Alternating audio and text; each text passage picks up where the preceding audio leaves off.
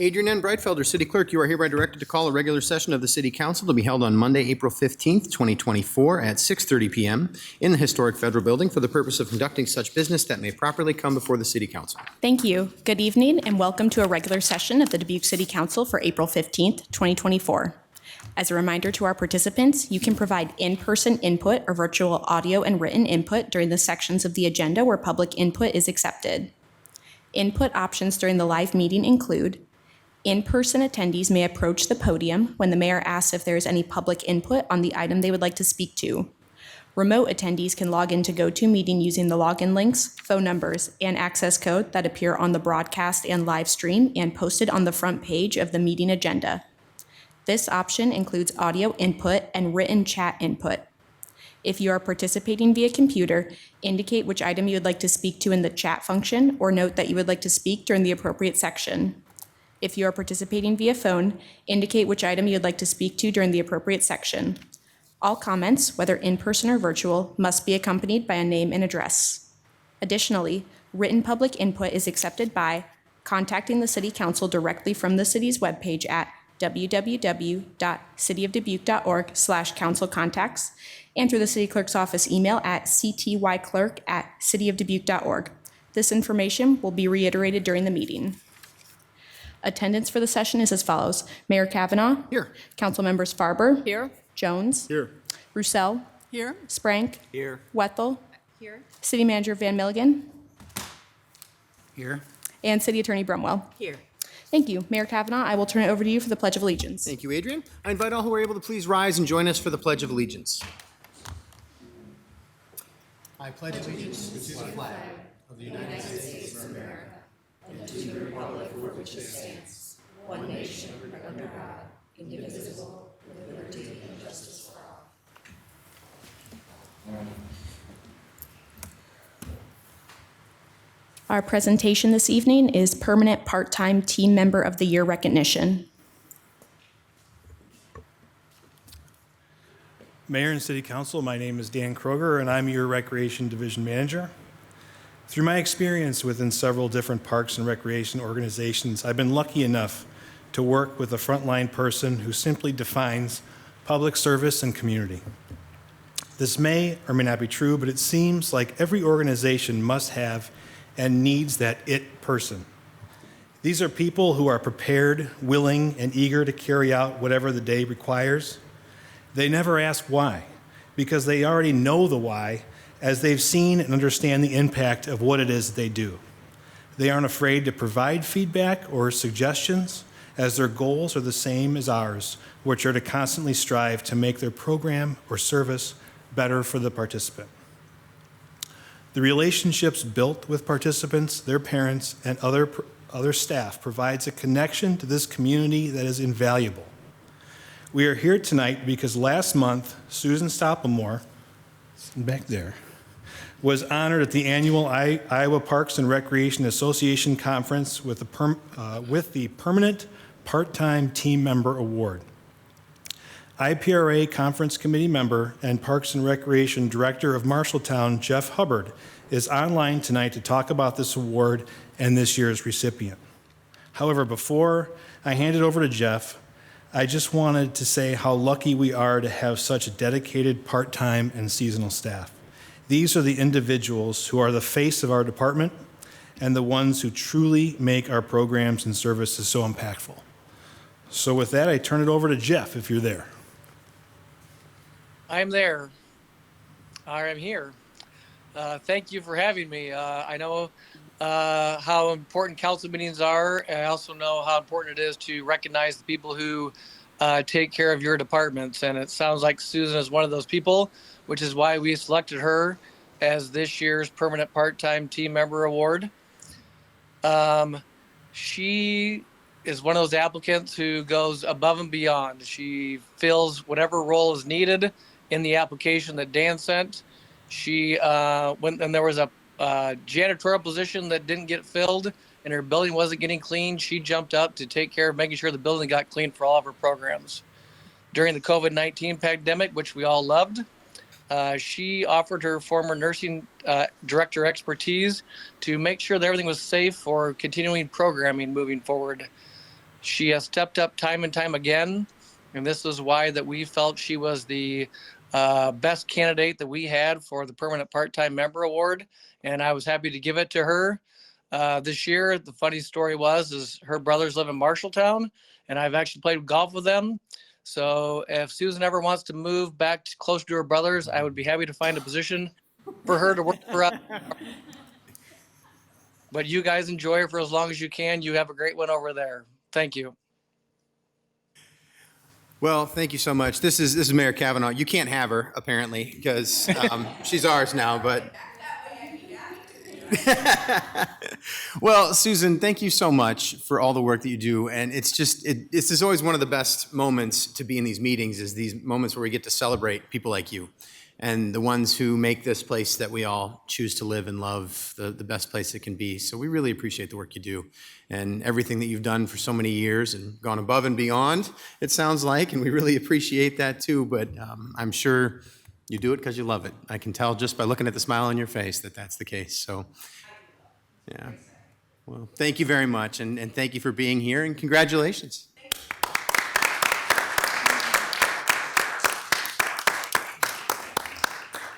Oh, now you get to take the long walk for a photo op.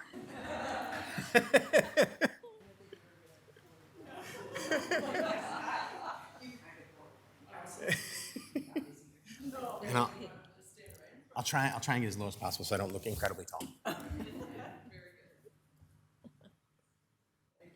Thank you very much, Susan. Congratulations. Thanks.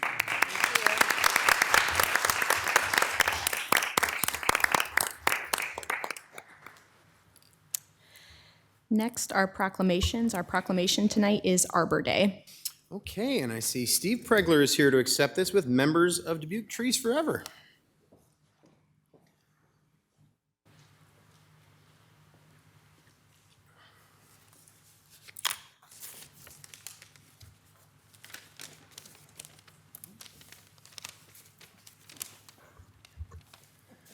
Good evening, Mr. Mayor, City Council members, City Manager. I'm Steve Pregler, and I'm the Educational Director and on the Board of Directors of Dubuque Trees Forever.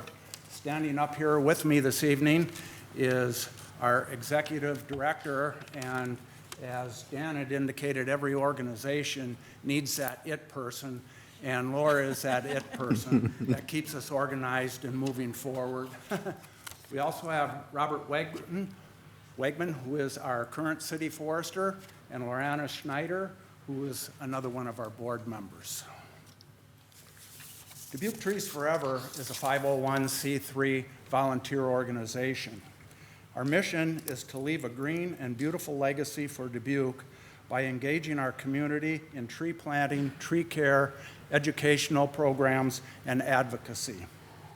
In 2023, we had logged over 700 volunteer hours, including over 225 hours of tree care using our new trailer, which we were able to purchase through a grant from the Dubuque Racing Association. So for that, we're very thankful.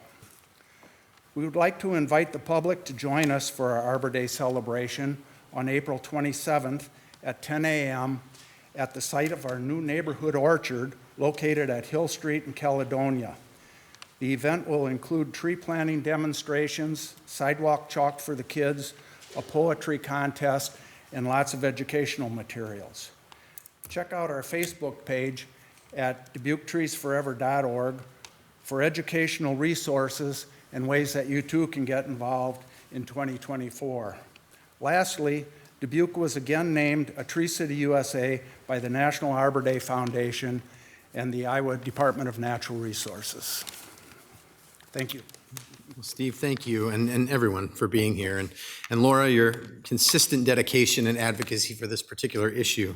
You know, as the trees start to bud, and we have this wonderful time of the season where we just all of a sudden had a really nice weekend before we have winter again, then it just sort of like kicks in and you get to see, you know, you don't realize how important it is to have something so beautiful that is around you all the time, but really needs people to stand up for it, to make sure that it is something that remains in the community. And I think to have you and the strong advocates that are in your group consistently there to stand up for the issue of the trees that surround us is something that I think we need to recognize is an absolute blessing. I mean, we're lucky to have this and very fortunate to have people like you who do this. So thank you very much for everything you do all year long and for being here to accept this proclamation tonight.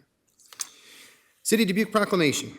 Whereas in 1872, J. Sterling Morton proposed to the Nebraska Board of Agriculture that a special day be set aside for the planting of trees. And whereas this holiday, called Arbor Day, was first observed with the planting of more than 1 million trees in Nebraska. And whereas Arbor Day is now observed throughout the nation and the world. And whereas trees can reduce the erosion of our precious topsoil by wind and water, cut heating and cooling costs, moderate the temperature, clean the air, produce life-giving oxygen, and provide habitat for wildlife. And whereas trees are a renewable resource, giving us paper, wood for our homes, fuel for our fires, and countless other wood products. And whereas trees in our city increase property values, enhance the economic vitality of business areas, and beautify our community. And whereas trees, wherever they are planted, are a source of joy and spiritual renewal. And whereas Dubuque Trees Forever is planning an Arbor Day celebration on Saturday, April 27th at the site of the future Hill Street Neighborhood Orchard and invites all residents to attend to learn more about planting and caring for trees through fruit tree planting demonstrations, sidewalk art, educational booths, and fun activities for kids. Now, therefore, I, Brad M. Kavanaugh, Mayor of the City of Dubuque, Iowa, on behalf of the City Council staff and residents of Dubuque, do hereby proclaim the 26th day of April 2024 as Arbor Day in the City of Dubuque, Iowa, and urge residents to plant trees to gladden the heart and promote the well-being of this and future generations.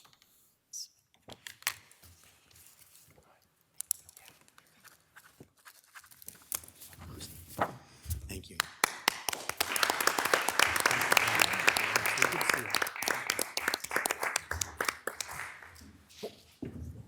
More picture.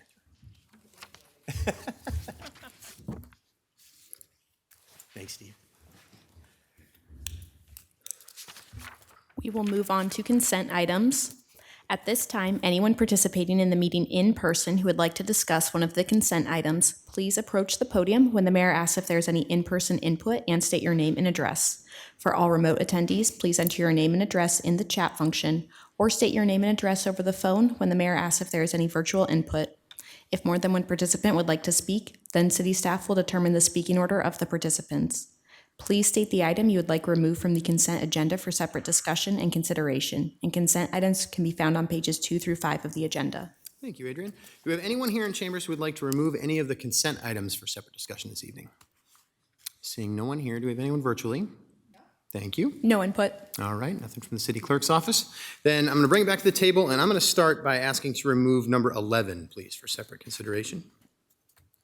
We have any others? Mayor. Yes, Ms. Russell. I would like to move number 13 for separate discussion as it pertains to Dubuque Trees Forever, so I will be abstaining from that vote. Okay, thank you very much, Ms. Rousseau. Anything else? All right, entertain a motion, please. Mr. Mayor, I move that we receive and file and adopt the resolutions for the consent agenda items except for item 11 and item 13. Okay. Second, Vice President. Real quick, Ms. Farber, it might be helpful to add and deal with the consent items as recommended, because some of them aren't resolutions in there. And as amended, and deal with the consent items as Thank you. recommended. Thank you, Ms. Farber. You're All right. welcome. And Mr. Sprank, did I hear a second over there? Okay. So we've got a motion by Farber, a second by Sprank. So, and we did say, sorry, I missed half that. You said 11 and remove 13. 11 and 13. Thank you Yes. very much, Ms. Farber. Okay. Adrian, would you call the roll, please? Wethel. Aye. Farber. Aye. Kavanaugh. Aye. Jones. Roussel. Sprank. Aye. That motion passes 6-0. So we will move on to number 11. I think it would be cleanest if we just entertain a motion first, get it on the table, and then we can have a discussion. Mr. Mayor, Mr. Sprank. I motion that we discuss consent item number 11. Okay. Second by Wethel. All right. Would you care to receive and file as well? Yes, and receive and file. All right, thank you. So we've got to receive and file and discuss this item by Mr. Sprank, second by Wethel.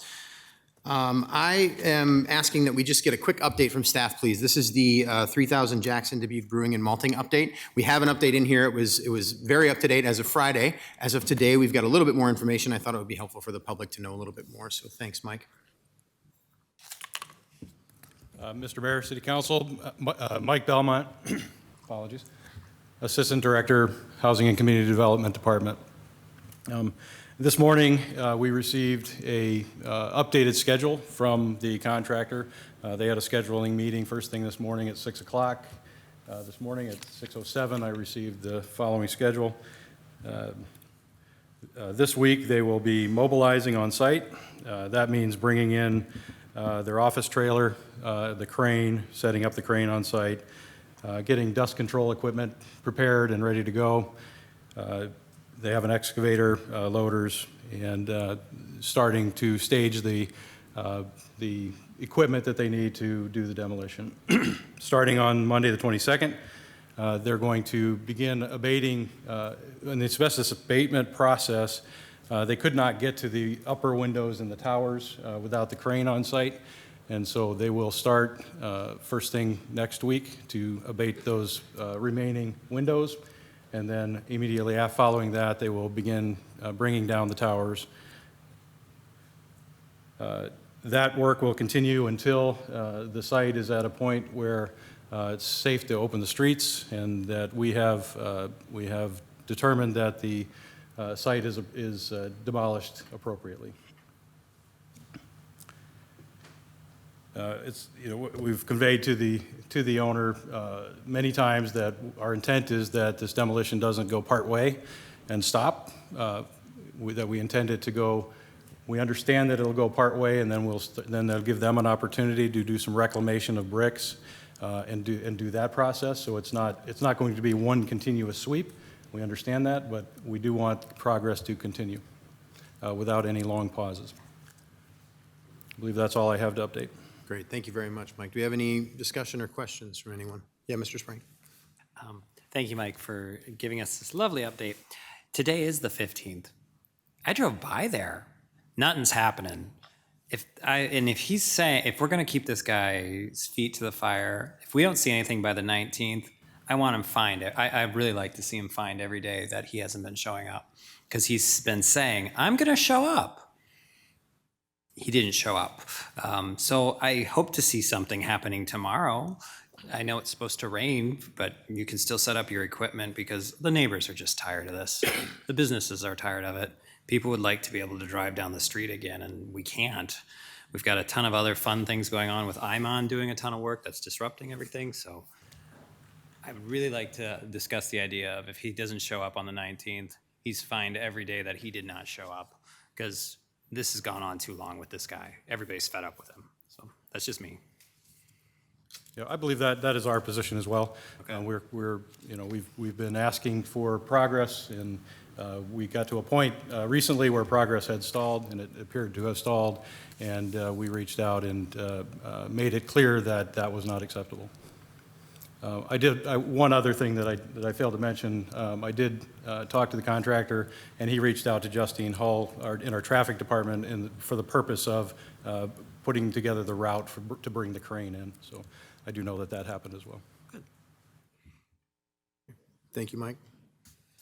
Okay, anything else? All right. Thank you very much for the update. Really appreciate it. Thank you. Okay, the motion here is to receive and file and have the discussion about that item. So Adrian, would you call the roll, please? Wethel. Aye. Farber. Aye. Kavanaugh. Aye. Jones. Aye. Roussel. Aye. Sprank. Aye. Motion passes 6-0. Next item here is item 13. There are multiple resolutions here, so I would entertain a motion, please, and we can put it on the table for discussion. Mr. Mayor, Mr. Jones. move to receive and file the documents and adopt the several resolutions. Second by Farber. I got a motion by Jones and a second by Farber. Ms. Roussel, I heard you say you were going to abstain from this vote since it involves an organization you're a part of. Okay. Any other further discussion about this? All right. So we have the motion here on the table. Adrian, would you call the roll, please? Wethel. Aye. Farber. Aye. And I did see we have a caller just joined. I just want to confirm, is that Councilmember Resnick? Yes, it is. Okay. Councilmember Resnick, we are taking the vote on consent item number 13. The suggested disposition is to receive and file and adopt the resolutions. Would you like to vote on that item? Yes, please. I vote aye. Thank you. Kavanaugh? Aye. Jones? Aye. Sprank? Aye. That motion passes 6-0. And welcome, Mr. Resnick. We will move on to items set for public hearing, and we have two. First is resolution setting a public hearing on a proposed development agreement by and among the City of Dubuque, Iowa, Woodward Communications Incorporated, and WHKS & Co. Incorporated, providing for the issuance of urban renewal tax increment revenue grant obligations pursuant to the development agreement for May 6, 2024. And second is set public hearing for disposition of city-owned lot at 627 Romberg Avenue for May 6, 2024. Mr. Mayor, Ms. Russell. I move to receive and file, adopt the resolutions, and set the public hearings for the dates specified. Second by Wethel. Motion by Russell, second by Wethel. Adrian, would you call the roll, please? Wethel. Aye. Farber. Aye. Resnick. Aye. Kavanaugh. Aye. Jones. Aye. Roussel. Aye. Sprank. Aye. Passes 7-0. We'll move on to public hearings. At this time, anyone participating in the meeting in person who would like to discuss one of the public hearing items, please approach the podium when the mayor asks if there is any in-person input for the public hearing you would like to speak to, and state your name and address. For all remote attendees, please enter your name and address in the chat function and state your question, or state your name and address over the phone when the mayor asks if there is any virtual input for the public hearing you would like to speak to. If more than one participant would like to speak, then city staff will determine the speaking order of the participants. Public hearing number 1 is request to rezone 2529 Marywood Drive. Mr. Mayor, Mr. Jones.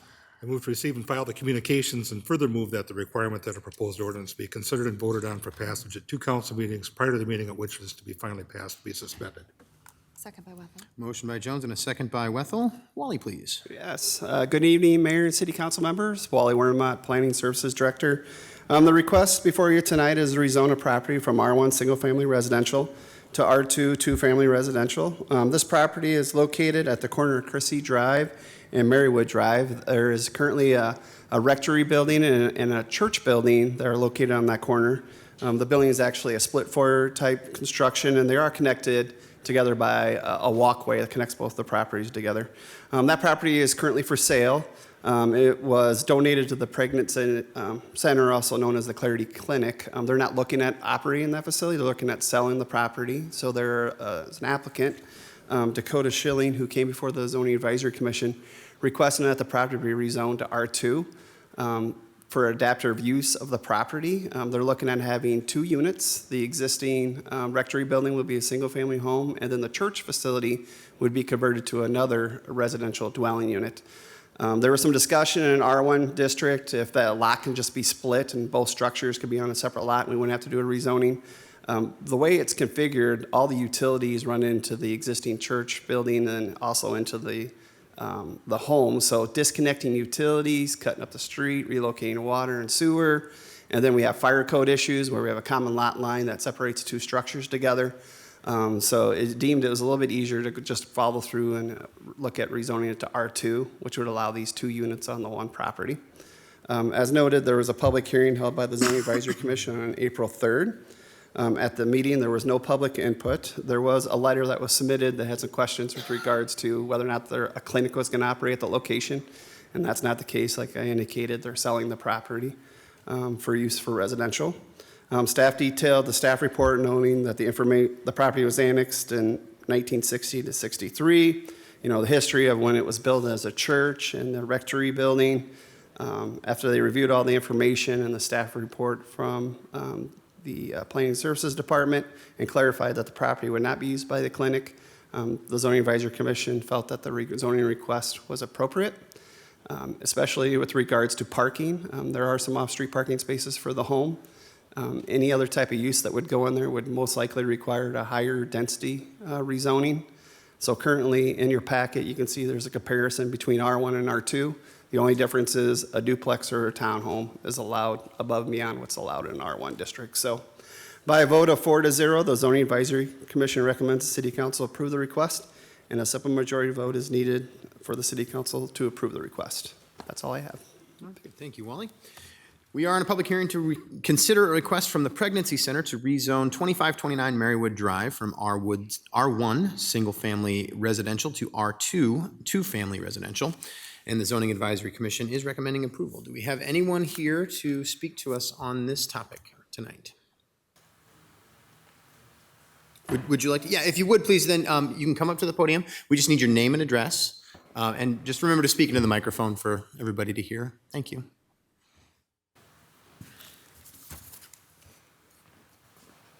I'm Dakota Schilling.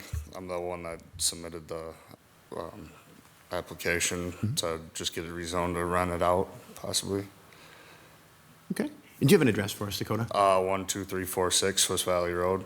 Thank you. Okay. And I'm Sherry Kubley. I am the realtor who is selling him the property, and I am 679 Bluff Street. And I just want you to know that I did have the city inspector come and let us know what we have to do to make it properly fire zone for both properties, and doing all of our work to make sure it's all done properly. Great. All right. Well, thank you very much for your comments, Dakota and Sherry. Appreciate it. Thank you. Anyone else? All right. Anything virtually? Thank you. No input. Nothing from the city clerk's office. All right. Back to us for discussion then. Ms. Wethel. Wally, I have just one question to clarify. So if it was going to stay one property, it's almost as though it could be a home with an accessory dwelling unit if it was R1, but because eventually they'll split the properties, that's the reason? So we did talk about that. So we do allow accessory dwelling units. Accessory dwelling unit requires a conditional use permit. And then based on the size and the scale of the accessory dwelling unit, it would actually cost them more money to go through a variance and a conditional use permit as opposed to just rezoning the property. So with the rezoning, they wouldn't have to do anything with the separation or anything.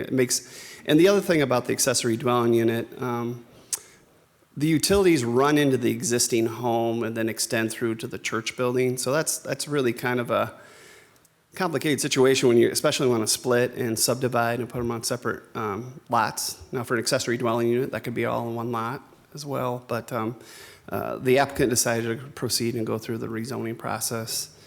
And we have a lot of these churches that were built, smaller churches that were located, and not a lot of off-street parking, kind of dotted throughout our city. So as those uses kind of change, it really kind of puts those properties kind of like a white elephant almost a little bit, because we received probably 10 or 12 calls about this property and say, I would like to do this and I would like to do that. And just trying to inform them on the rezoning that they have to go through, the process, the lack of off-street parking associated with it. Staff feels that the change to the R2 and the number of units is more appropriate as opposed to some of the other uses that were being asked for, like auto repair and some other things. So that's a long-winded answer to your question. No, it's great. Thank you. Thank you. Anyone else? Okay. Well, the motion here is to receive and file and waive the 3 readings. So, Adrian, would you call the roll, please? Wethel. Aye. Barber. Aye. Resnick. Aye. Kavanaugh. Aye. Jones. Aye. Roussel. Aye. Sprank. Aye. Motion passes 7-0. Mr. Mayor, Mr. Jones. I move final consideration and passage of the ordinance. Second by Farber. Motion by Jones and a second by Farber. Adrian, would you call the roll, please? Wethel. Aye. Farber. Aye. Resnick. Aye. Kavanaugh. Aye. Jones. Aye. Roussel. Aye. Sprank. Aye. Motion passes 7-0. Public hearing number 2 is Unified Development Code Amendment removing off-street parking requirements in the Jackson Park and Cathedral Historic Districts. Mr. Mayor, Ms. Roussel. I move to receive and file, and further move that the requirement that a proposed ordinance be considered and voted on for passage at 2 council meetings prior to the meeting at which it is to be finally passed be suspended. Second by Sprank. Motion by Roussel and a second by Sprank. Wally again, please. Yes, good evening, Mayor and City Council members. Still Wally Wernemont, Planning Services Director. So the request before you is a text amendment. I do have a PowerPoint presentation that I'll go over briefly. This was included in your packet of information, but the request is to amend the Unified Development Code to remove off-street parking requirements for properties located in our Jackson Park and Cathedral Historic Districts. Just to provide you some background, the City of Dubuque has a strong commitment to identifying and conserving our cultural resources through historic preservation. The city seeks to foster historic preservation while also providing revitalization and adaptive use of historic properties. The other things that we're looking at with Jackson Park and Cathedral Historic Districts are located in our downtown area and contain architecturally and historically significant buildings and sites. These buildings are typically 2 to 3 stories in height. They're historically residential in nature. They generally cover a majority of the entire site with the footprint of the buildings, not a lot of opportunity to provide off-street parking. And these properties face challenges when providing off-street parking, especially when they're seeking to have an adaptive reuse, maybe converting a single family to a duplex to create some of that affordable housing in our downtown. The proposed amendment would eliminate the off-street parking requirements for properties located in the Jackson Park and Cathedral Historic Districts. And like I mentioned before, the intent is to remove a potential barrier to revitalization or adaptive use of these historic buildings. In addition, the Historic Millwork District, the C4 Downtown Commercial District, the C5 Central Business Zoning Districts are all located in our downtown area, and they currently do not have off-street parking requirements. So we're asking to extend that opportunity to remove off-street parking to these two historic districts. We do note that the amendment includes several properties that are located in those two districts. Public outreach, we mailed 250 postcards for the public notice, and we held a public meeting on April 1st at the Carnegie Stout Public Library. Through that public outreach, we fielded 13 phone calls. Most of them are in favor of removing the off-street parking requirements. We did have one person who was in opposition. They had concern about creating more density in their neighborhood with regards to that. And then we also had our Historic Preservation Commission review it, weigh in, and there's a letter of support that was signed by all the commissioners with regards to removing the off-street parking. So including your packet, I just want to kind of provide some maps here. So this is currently, what you see here shaded in orange, red, and yellow. Those are existing zoning districts in Historic Millwork District where there are no off-street parking requirements. The areas outlined in the thick black line, that is Jackson Park on the north side and Cathedral District to the south side. So these directly abut those districts. This is just a zoning map we just wanted to include, just kind of show those areas. So there are some existing C4 zones that are located in the existing Cathedral District and Jackson Park District. So they're already do not have off-street parking requirements in that zone. But once again, we're trying to expand it to encompass both of these residential districts. Included in your packet also, we provided some information, and these are all boards that we had at the public meeting as well that kind of talks about where are the existing parking meters, where's the residential restricted parking areas, where's the on-street parking areas located throughout the area, through the downtown. We also talked about transit routes, where all the transit stops are located. So this is the map that was included for the Cathedral Historic Districts, and then we had one also for the Jackson Park Historic Districts. We talked about all the public parking lots and ramps located in proximity to the Jackson Park and Cathedral Historic Districts. So the yellow ones are the public lots shown on here. Blue are the public ramps. But one of the most telling and shocking maps that we provided was this map that shows all these areas shaded in purple. These are the community parking areas of the public and private lots located throughout our entire downtown. So, when we talk about removing off-street parking, it's not only just what the city has for off-street for public purposes, but then also there's a lot of private opportunities for off-street parking lots, even areas that already have off-street parking associated with their properties. So one of the discussions we talked about is compliance with our Imagine Dubuque Comprehensive Plan, and this moves forward some of these goals and recommendations. It helps recognize the importance of historic preservation and adaptive reuse of buildings. It illustrates the tangible economic and sustainability of benefits, either direct, indirect, or induced to the Dubuque's economy and community from the work done by the city's historic preservation program. When property is redeveloped as appropriate, work to reorient the development to the street level rather than separate from street by parking lots. Create a vibrant environment where residents can live, work, and play within walking distance and biking distance of their home and opportunity sites throughout the community. Encourage a mix of housing affordable for all segments of Dubuque's population throughout the community, and work with property owners and developers to encourage and create a walkable mixed-use developments in locations identified by the future land use map. So by removing these off-street parking requirements, staff felt that that's helping achieve quite a few of those items. And then also, especially in the downtown, as we focus more on our bike routes and our walkability of our areas and trying to create more affordable housing in our community, it just made more sense to remove those off-street parking requirements. And just to let you know a little bit about the history, in the last 30 years, we've had 18 parking variances. The two large ones encompass the St. Patrick's School, which is Full Circle's community. That was adaptive reuse from a school building to housing. And then also with regards to the Boys and Girls Club. So they had a very large parking variance. But otherwise, most of the parking variances are like, I want to add 1 unit to my building, or I want to add 2 units to my building. And just knowing that the availability of off-street parking and the opportunities in our community it just made sense from a staff point to encourage the requirements to have these be removed. The other things that you guys may or may not be aware of, but in a C4 district, in a C5 district, in the Millwork district, anybody who wants to put a surface parking lot in actually has to come before the city council in order to get approval to do so. In a historic district, this does not limit the ability for someone who wants to put their own off-street parking on their property. It just says that if there's a requirement, they will not be required to put it in. That's all I have. Oh, excuse me. And by a vote of 5-0, the Zoning Advisory Commission recommends that the City Council approve the request, and a simple majority vote is needed for City Council to approve the request. Well, thank you, Wally. We are in a public hearing to consider a request from the City of Dubuque to amend the Unified Development Code to remove the off-street parking requirements for properties located within the Jackson Park and Cathedral Historic Districts. Do we have anyone here to address us on this item? Seeing no one here, anyone virtually? Nobody virtually, okay. No input. Nothing from the city clerk's office. Back to us then for discussion or questions. Seeing no discussion or questions here. Okay. Thanks for the very helpful description and very detailed description, Wally. We really appreciate that. All the documents in there made this decision one that looks like it makes a lot of sense. Motion here is to receive and file and waive the 3 readings. Adrian, would you call the roll, please? Wethel. Aye. Farber. Aye. Resnick. Aye. Kavanaugh. Aye. Jones. Aye. Roussel. Aye. Sprank. Aye. Motion passes 7-0. Mr. Mayor, Ms. Roussel. I move final consideration and passage of the ordinance. Second by Sprang. Motion by Roussel and a second by Sprank. Adrian, would you call the roll, please? Wethel. Aye. Farber. Aye. Resnick. Aye. Kavanaugh. Aye. Jones. Aye. Roussel. Aye. Sprank. Aye. Motion passes 7-0. Public hearing number 3 is 2024 Maintenance Dredging Project number 1 public hearing.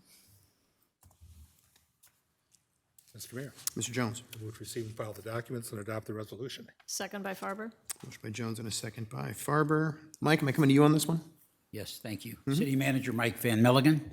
Assistant City Engineer Bob Schissel is recommending City Council approve the plans, specifications, form of contract, and estimated cost of $317,500 for the 2024 Maintenance Dredging Project number 1. I concur with the recommendation and respectfully request Mayor and City Council approval. Thank you, Mike. We are in a public hearing to consider City Council approve the plan, specification, form of contract, and estimated cost of $317,500 for the 2024 Maintenance Dredging Project number 1 through the adoption of the attached resolution. Do we have anyone here in chambers to address us on this item? Seeing no one here. Anyone virtually? No? No input. Nothing from the clerk's office? Anybody here? Discussion? Questions? Seeing none? Motion here is to receive and file and adopt this resolution. Adrian, would you call the roll, please? Wethel. Aye. Farber. Aye. Resnick. Aye. Kavanaugh. Aye. Jones. Aye. Roussel. Aye. Sprank. Aye. Motion passes 7-0. Public hearing number 4 is fiscal year 2025 budget adoption. Mr. Mayor, Ms. Roussel, I'm sorry, Ms. Farber. I move that we receive and file and adopt the resolutions. Second. We got a motion by Farber and a second by Wethel. Mike, please. Thank you. City Manager Mike Van Milligan. I should warn you up front that I have 119 slides, and I'm not joking. So, Is this engineering night again? Oh, I'm sorry, Gus. I had to say it, Gus. You got 40 minutes, Mike, because that's what Gus and the engineers can pull off. All right, Mike, go for it. as opposed to starting off with the slides, I want to start off with a little background. So there were 7 city council special meetings held prior to the adoption of the fiscal year 25 budget before the state mandated deadline of April. Well, originally we thought it was April 15th, but we have until April 30th. But before this night, there were 7 city council special meetings on the budget. And I want to thank Chief Financial Officer Jennifer Larson, Assistant City Manager Corey Burbach, Public Information Officer Randy Gale, Budget Manager Laura Bendorf, Budget Financial Analyst Nathan Kelleher, Budget Financial Analyst Robin Hosh, Budget Financial Analyst Joe Link, and Executive Assistant Stephanie Valentine for all their hard work and dedication in preparation of this budget recommendation. So the mayor and city council every August gets together for a 3-day strategic planning session. And in this session, these are the 5-year goals that you established for our community. You then moved on to establish the top 10 priorities for the community, the things that we can focus on over the next year that would best get us on the chance to achieving your 5-year goals. And those include air service, future strategy and action plan, city workforce retention and attraction, comprehensive study of fire station locations and staffing, police department full staffing, street maintenance and rehabilitation program, the Bee Branch Detention Basin pump replacement, the Catfish Creek Sanitary Sewer Project pump station, Central Avenue Corridor Revitalization Plan, leveraging federal and state infrastructure grant programs, and the federal RAISE grant and matching funds for construction of a 14th Street Railroad overpass and Elm Street and 16th Street corridor complete streets. I then gave these priorities to the department managers, and they spent several months working with their boards and commissions and employees to put together the budget recommendation tonight. And as always, our main focus is what the council has given us clear direction on, which is the main goal is to create an equitable community and organization of choice, a high-performance organization and community with engaged employees and residents that is data-driven and outcome-focused, built on the 5 pillars of resiliency, sustainability, equity, transparency, and compassion. And how do we do that? We do that through planning, partnerships, and people.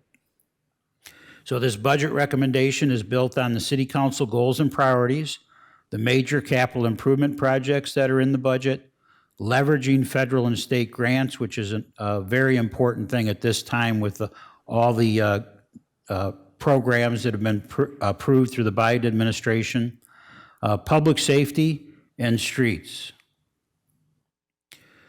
So how do we compare to our past, and how do we compare to our peers as far as how we're in general doing as a community?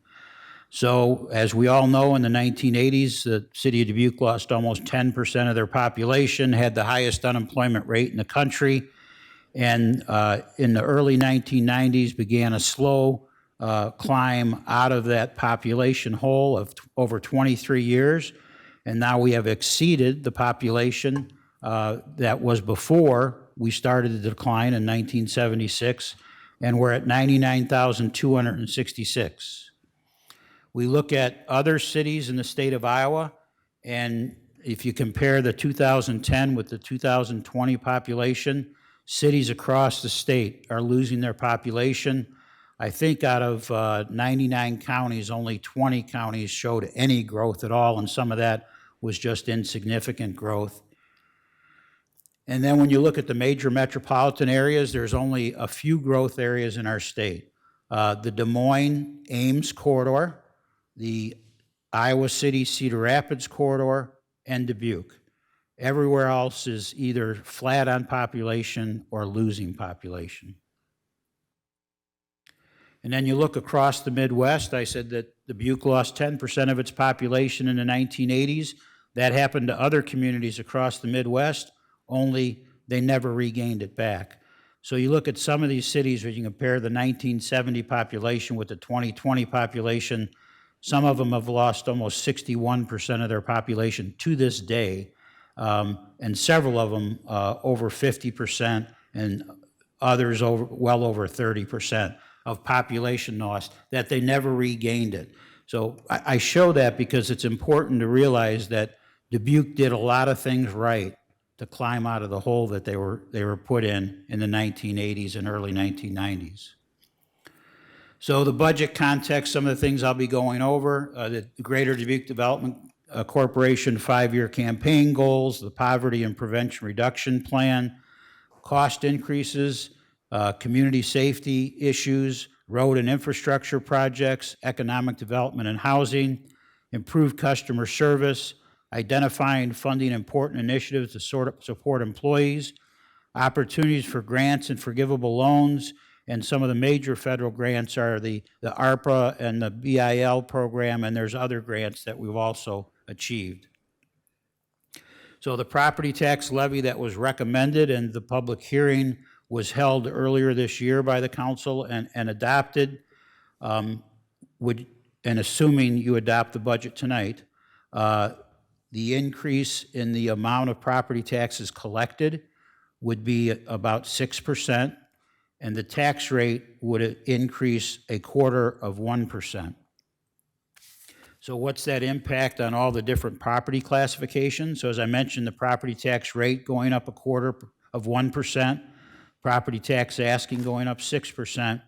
The average residential property would see an increase of $40.75 in their property taxes. The average commercial property would see an increase of $851 in their property taxes.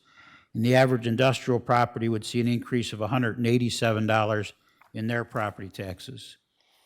To break that down just a little bit more, so once again, the average residential property, which is a property of $196,508, would see an increase in their property taxes of $40.75. Now, commercial, we broke up into different categories because, well, you'll hear later that the way that the state treats them as far as rolling back the value of the property that's the value of the property that actually the property tax rate is applied against is different. In residential, all residential properties get the rollback. In commercial, properties that are $150,000 in value and less get the residential rollback. So those properties, which there are 648 of them in the city of Dubuque, would see about a $41 increase in their property taxes. Then if you look at commercial properties between at $300,000 value, which there are 265 of them between $150,000 and $300,000, the $300,000 value commercial would see an increase in their property taxes of $416. Then if you look at commercial of $450,000 in value, and between $300,000 and $450,000 in value, there's 149 commercial properties, they would see an increase of $687 in their property taxes. Then the average commercial, which that average is $540,594, would see an $850 increase in their property taxes. And the average industrial property, which is $632,952, would see an increase in their property taxes of $187. One of the things the state enacted in their recent property tax changes was that a homestead exemption for property owners that are age 65 and over. And based on the 3,398 homeowners in the city of Dubuque that applied for that exemption, the city will be losing $113,017 in revenue. The state also changed the military exemption, and the city will lose about $77,000 from the changes to the military exemption. Now, the state required us to fill out a form, submit it to the county, and then required the county to mail that information to every home and business in town. And so we filled the form out according to the state instructions. And the way they did it was they said, assume a property of $100,000 value in the current year and $100,000 value next year. And that's generally not reality because there was people's property values went up. And of course, they're thrilled about that because their properties are now worth more. But anyway, so we followed the state instructions. So the mailing that went to all the homes and businesses in town told them that they were going to receive an almost 15% property tax reduction. Now, from the information I just shared with you, you see that's not quite accurate. It's 100% accurate if their property was valued at $100,000 in the current year and was valued at $100,000 next year. But as I said, the assessed values of most of the properties went up. Not all of them. As a matter of fact, there's 11,217 properties in Dubuque that their increase in assessed value was less than the average. So the number I gave you, they wouldn't see that increase, but there's very few that would be in this category where they stayed at 100,000. So in the mailing, it told them they were going to get a property tax decrease of 15%.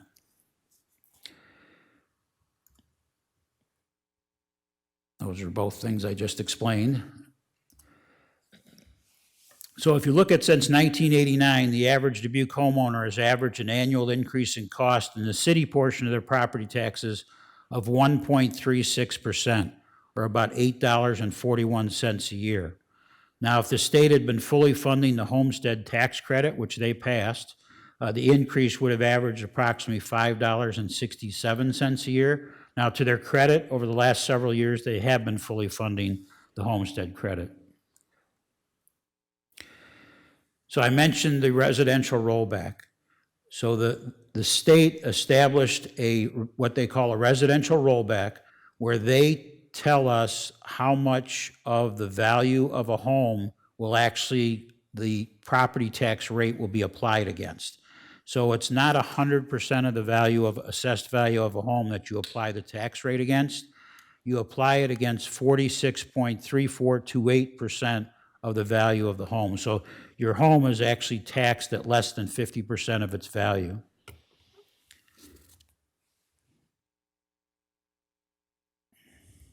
So how do we compare? There's only 11 cities in the state of Iowa with a population greater than 50,000.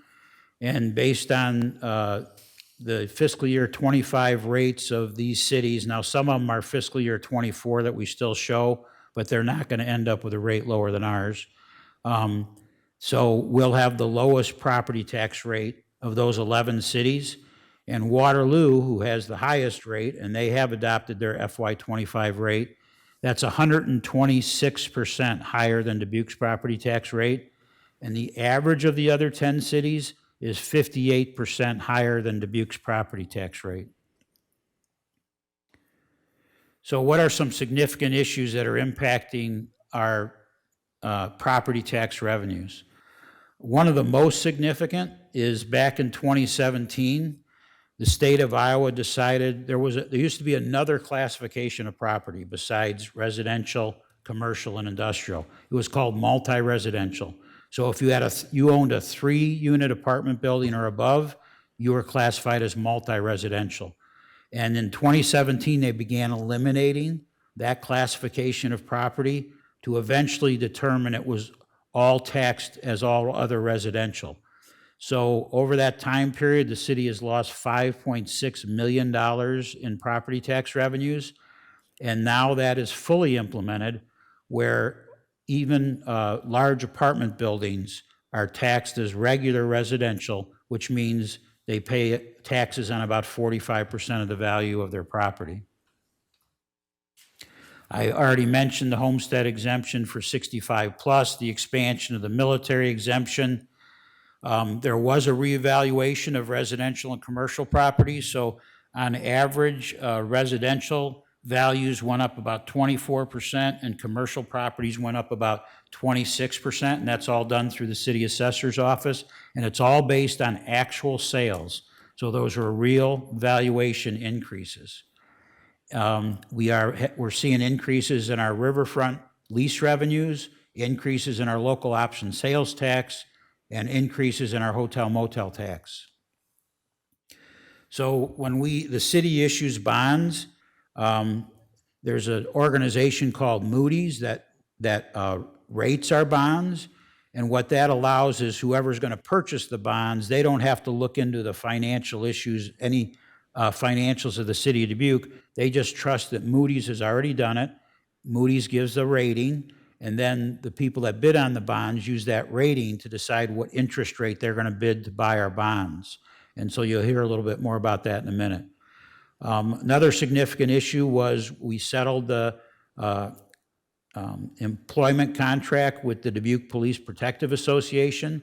It's a 5-year agreement, and then the first year that they're receiving a 5% wage increase. Now that's not an across-the-board wage increase, that's the cost to the city. Some of different seniorities of police officers are receiving higher than 5%, and some are receiving less than 5%, but on average, it's a 5% cost to the city. We already have a collective bargaining agreement with Teamsters that was in place before this year. That's 3%. And we're currently in negotiations with the Dubuque Professional Firefighters Association and the International Union of Operating Engineers. The estimated cost of all these wage increases is just over $1.9 million. Also in this budget, I'm recommending that we add some positions to the fire department, an additional captain's position, which will be a safety officer for the fire department, and an additional bureau chief in the EMS division. And I'm also recommending to spend $3 million to replace the public safety software system. Now that's paid 50% by the city and 50% by the county.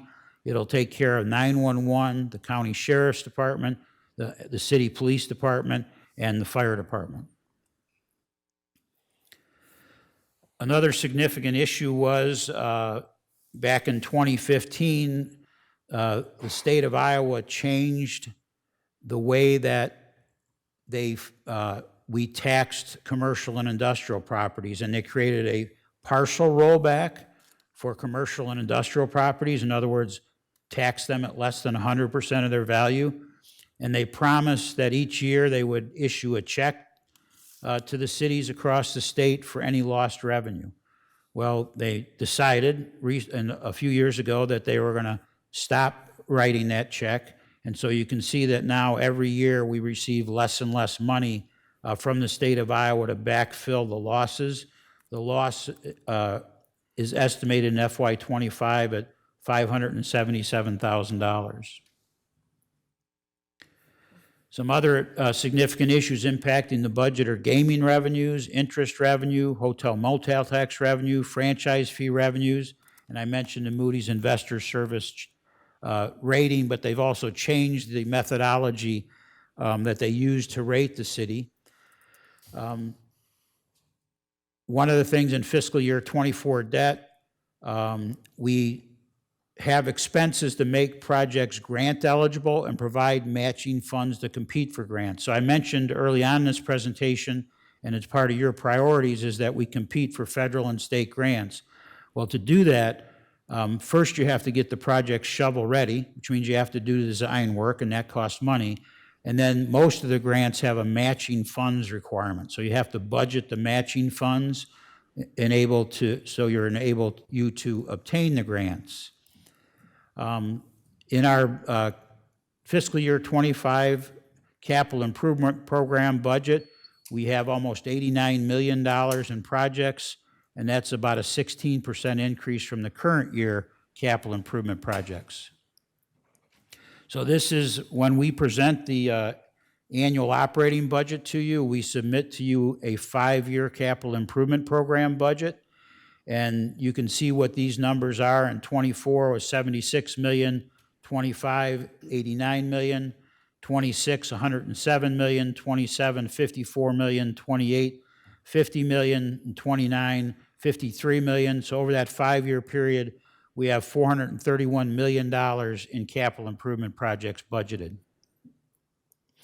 The city will issue $140 million in new debt during this 5-year capital improvement program, and the city will retire $129 million of existing debt. So over that 5-year period, the city debt will increase by almost $11 million.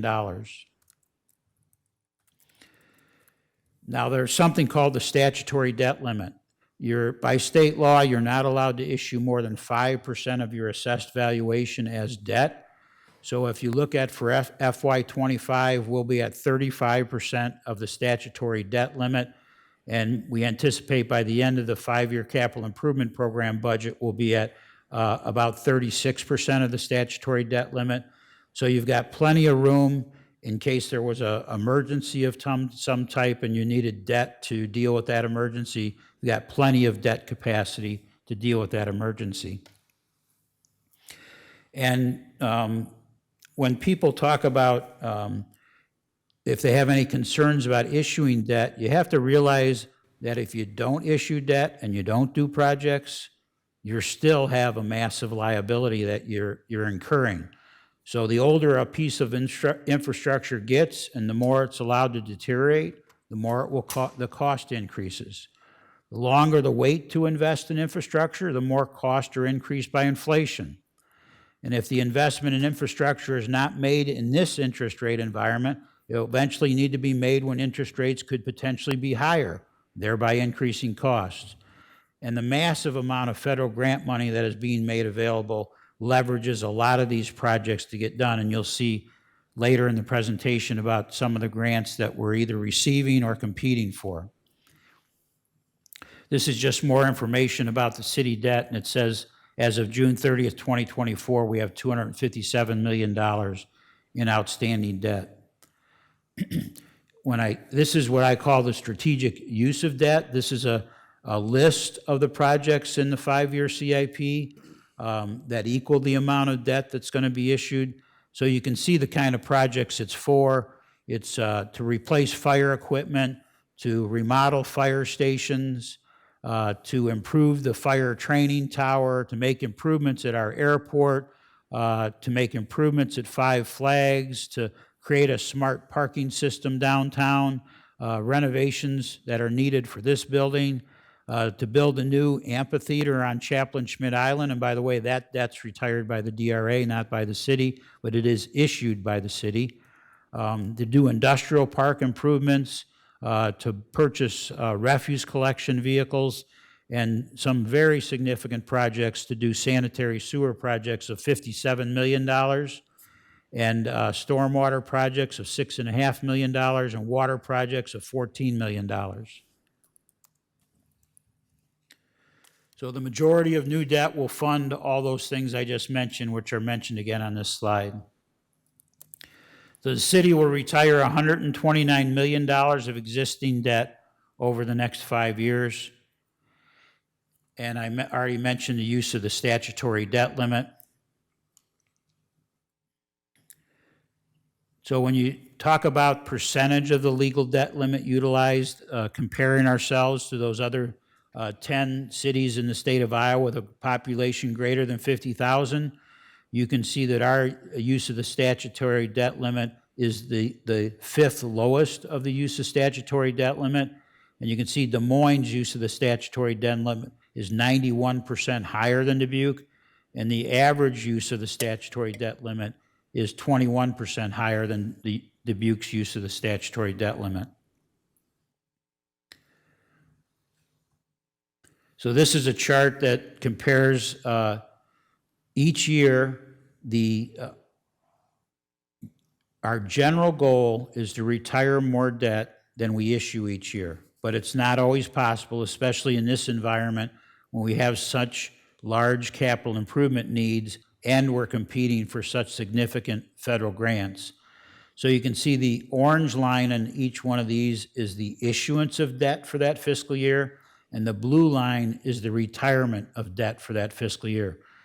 So we've been very successful each year of retiring more debt each year than we issue. However, in FY24, which is the current year, FY25, which is the year you're considering, and we're projecting in FY26 that we will not meet that goal, and we are recommending to issue more debt than we retire. Take you back in history, in FY 2015, Dubuque was using 90% of our statutory debt limit, and the mayor and city council asked us to bring down that use of statutory debt limit. As you can see here, we've been very successful at that, getting it down to 35% use of the statutory debt limit. And this is just a chart that illustrates that, shows the 90% use of the statutory debt limit in FY15, the FY25, 35% use, and then our projection is by FY34 will be at 20% use of the statutory debt limit. The other thing that we have that's very important to us, but also is very important to Moody's, who rates our bonds, is our reserves in the general fund. And Moody's, there's two different ways to calculate your reserves. One is cash basis and one is accrual basis. By the way Moody's does it, they recommend at least a 30% general fund reserve. And, well, I'll have to go back here because I thought that slide was next, but I'm wrong. And as I mentioned, that Moody's did upgrade our bond rating last year from a AA3 to a AA2, so they're very pleased with our use of our reserves. And what they said in their re-rating was notable credit factors include strong financial operations and ample revenue-raising flexibility, which has resulted in steadily improved available fund balance and cash. The city serves as a regional economic center, and its regional economic growth rate has outpaced the nation over the past 5 years. In FY 2017, the city had projected reaching a consistent and sustainable 20% reserve level in FY 22, and that's not by the way Moody's calculates it, but by the cash basis the city calculates it. And in fact, we met that 20% reserve requirement back in 2017, and which was 5 years ahead of schedule. So when you look at the accrual reserve basis, and I apologize, I think I mixed those two words up when I described Moody's versus the city. You can see that in FY 24, we had 42%, FY 25, 34%, and we're projecting in FY 26 and beyond will be at almost 26% of reserves. Now, when you look at the way that Moody's does it, and the other thing they take into account is not just your general fund, but also your enterprise funds like water, sanitary sewer, stormwater, refuse collection. You can see we exceed their 30% recommendation. We're at FY 24 at 40%, FY 25 at 35%, and then we're at about 30% from here on out. There's recommended wage increases in this budget. For the non-bargaining unit employees, it's 5%. And as I mentioned, we've already reached a settlement with the police union at 5%. But like the private sector, the city's also facing significant challenges in filling staff vacancies and new positions as Iowa's workforce crisis continues to manifest itself through record low unemployment and significant employee turnover. And so I mentioned the wage increases, but one thing I would like to mention is that non-bargaining unit employees, and bargaining unit employees are generally similar, have averaged a 2.275% annual wage increase over the last 10 years. And that includes no wage increase in fiscal year 2021, which was at the beginning of the pandemic. But you look at the change in the consumer price index over that 10-year period, that was 2.685%. So even with the 5% wage increase this year, the employees are not keeping up over a 10-year period with the growth in the consumer price index.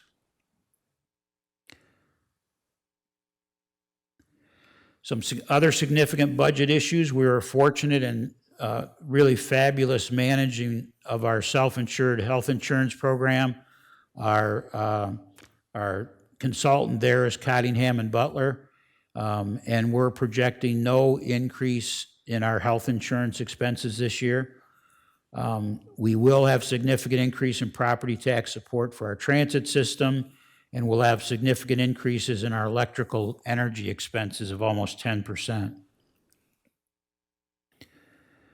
I already mentioned the fact that the multi-residential was eliminated and that the backfill that the state was providing, not for the multi-residential, they didn't provide any backfill for that, but the backfill for the commercial and industrial loss is going away. I mentioned the residential rollback went from 54.6% in the current year down to 46.3%. So that's the amount of the value of a residential property that the property tax rate is applied against. And in the commercial and industrial case, they have the first $150,000 gets that residential rollback. Our riverfront lease revenues are going up about $212,000. Our local option sales tax has increased in revenue by about 3%. Our hotel motel tax is projected to increase about 3%. And I mentioned that Moody's has changed the methodology that they do the ratings and increased our ratings. So our capital improvement program. The redevelopment of Schmidt Island has been a priority of the mayor and city council for a few years now. The Dubuque Racing Association is making an $80 million investment in improvements on Schmidt Island, but the total project is $155 million, including some things the city's doing, and you'll hear that later, like constructing the 14th Street Railroad overpass. And also the DRA provided the matching funds to do the design work for the grant we received this year to do the design of the 14th Street overpass.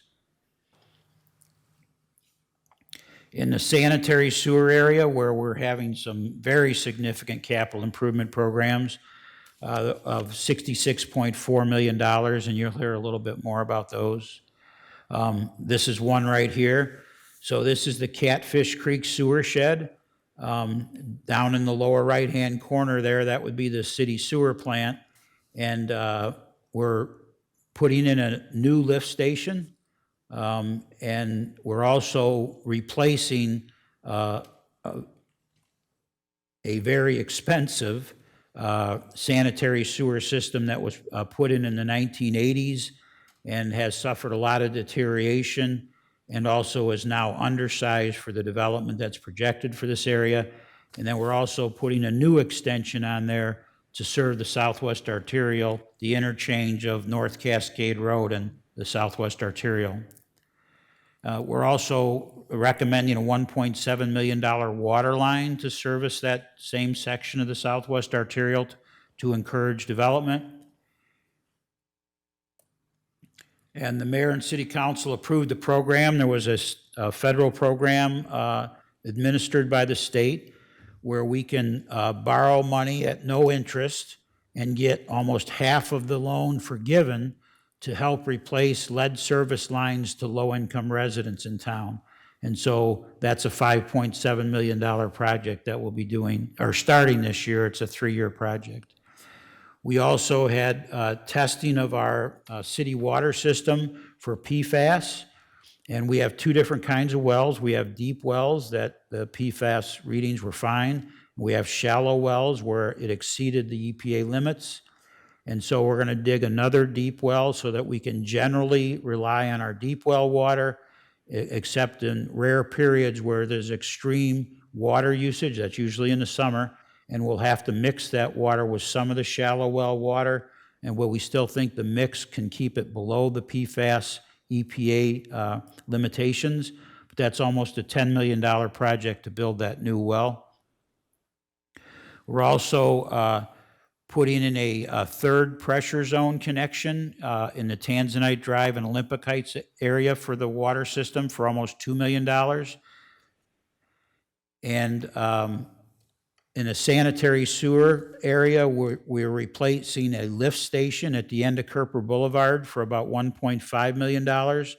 And it's a lift station that already needed to be replaced, but it's also going to serve the new over 200-unit apartment complex at the end of Kerper Boulevard. And this shows that on that map. That's that circle on the right is the end of Kerper Boulevard.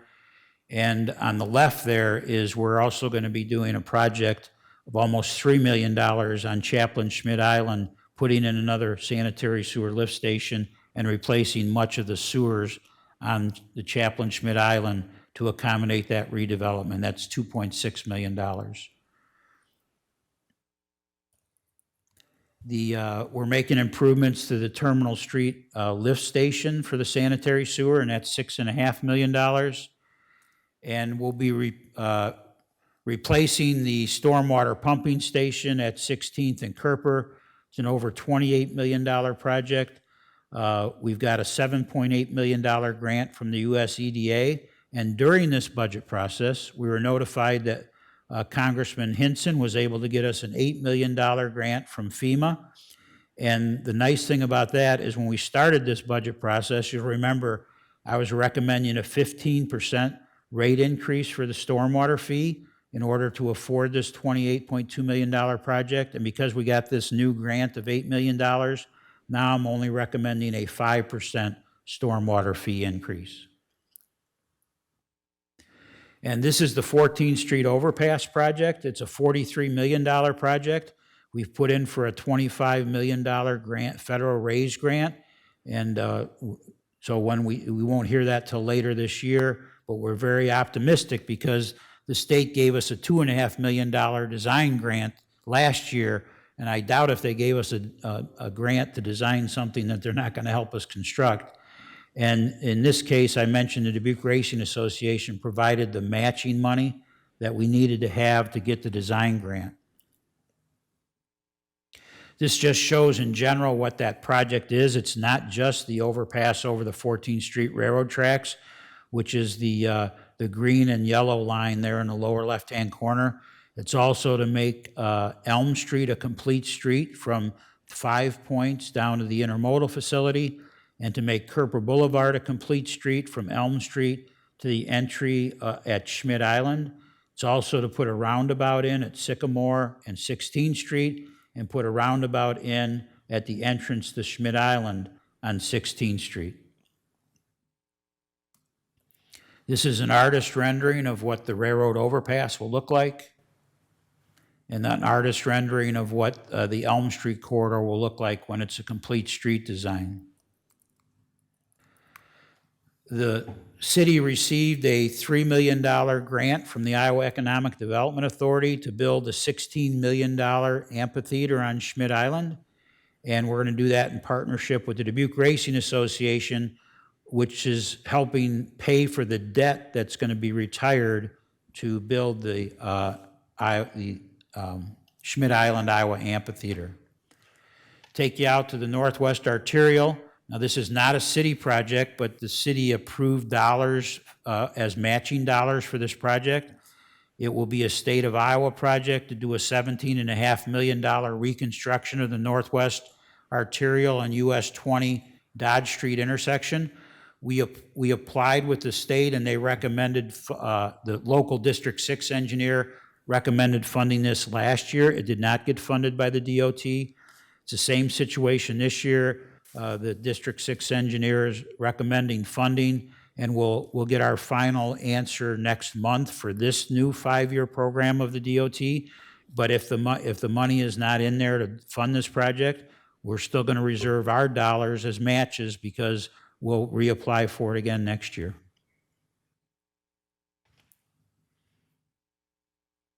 This shows what the design of those improvements are going to be. What it's going to do is, on the south leg of this intersection, this 4-way intersection of the arterial and Highway 20, is where you can enter the Walmart area. That side of the intersection is going to be closed, so it'll only be a 3-way intersection. There'll be some new frontage roads built, and it'll really add to the efficiency of this intersection.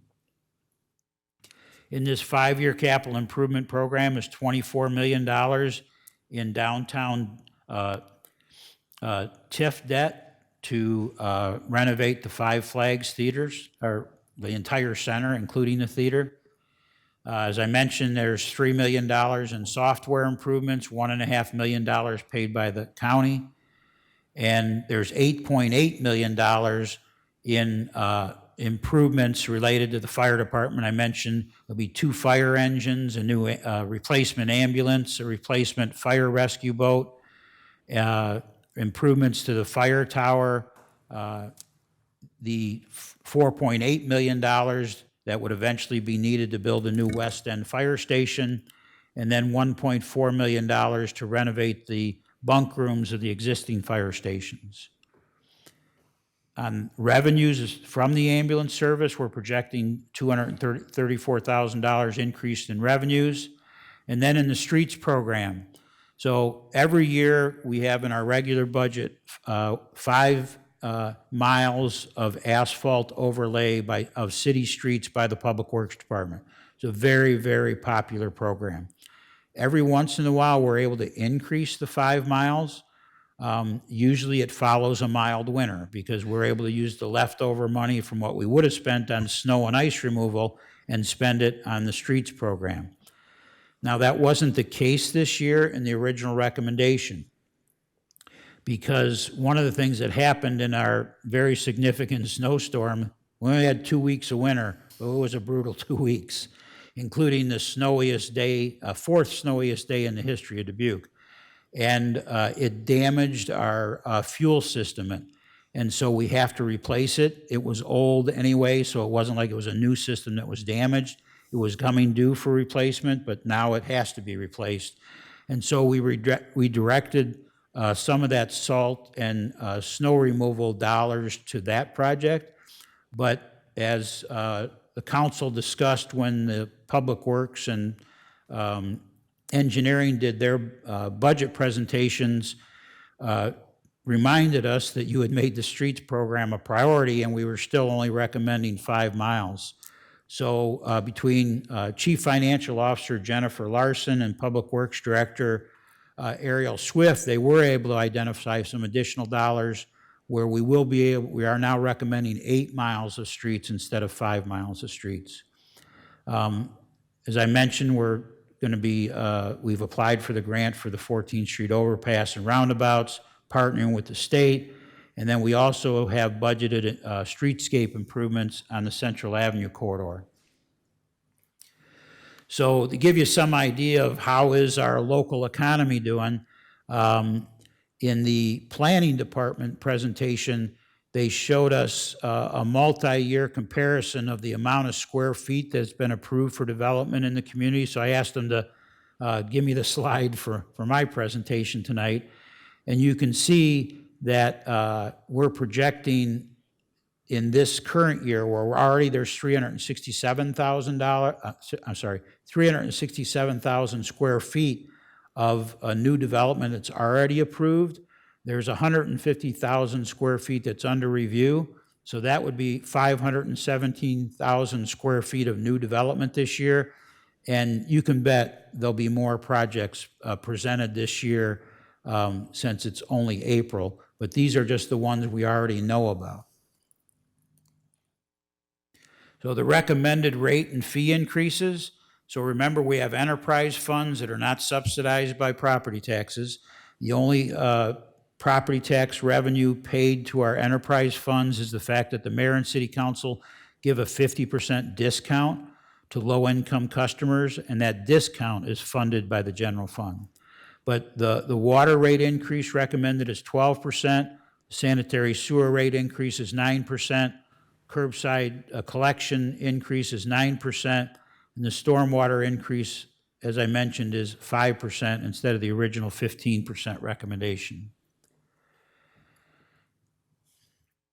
One of the big reason for the increase in the sanitary sewer rates, I told you about the almost $60 million in capital improvement projects. But in addition, we're dealing with the odor issues that we've been experiencing, and so we've got $462,000 in new funding for chemical dosing to mitigate odor issues. And we also have $75,000 in new annual efforts to keep the anaerobic digesters clean. And a 9% increase is, for the average household, is $4.50.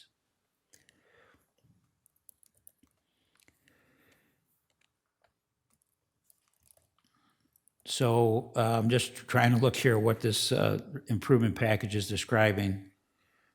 Okay, so this is just describing how much we were able to recommend in improvement packages. So we had a request of $3.2 million in general fund improvement packages, and we were able to recommend $888,000 of those improvement packages. And unfortunately, while the rest of them were all great requests, there just wasn't enough money available. Most of the $888,000 is for non-recurring improvement packages. So one of the things we have each department do is tell you how much does the average property taxpayer in their property tax bill pay for that service. So for the Dubuque Regional Airport, it's $2.08 of their property tax payment. For the city attorney's office, it's $3.74 of their property tax payment. For the city clerk's office, it's $1.39. For the city manager's office, it's $7.75. For the community impact section of the leisure services division, it's $2.30. For the economic development department, it's $21.12. For the 911 Emergency Communications Center, it's $16.72. For the Emergency Management Department, it's $1.63. For the Engineering Department, it's $11.09. For the Finance Department, it's $8.40. For the Fire Department, it's $181.82. And for the Five Flags, it's $22. For the Health Services Department, it's $12.70. For Housing and Community Development Department, it's $10.90. For Human Rights, it's $6.80. For the Grand River Center, it's $18.93. For Iman Ice Arena, it's $6.33. For the Information Services Department, actually the Information Technology Department, it's $27.20. For Carnegie Strout Public Library, it's $60.84. For the Multicultural Family Center, it's $10.07. For the Office of Shared Prosperity and Neighborhood Support, it's $7.57. For the Park Division, it's $61.70. For the Planning Services Department, it's $4.35. For the Police Department, it's $257.46. For the Public Information Office, it's $2. For the Public Works Department, it's $17.13. For the Recreation Division, it's $28.45. For the Transportation Services Department and Transit, it's $29.03. And that concludes my presentation. I would just say the recommended budget will support continued investment in people, businesses, and organizations that are making a difference in our community, and continued investment in the infrastructure that must exist for Dubuque to continue to thrive.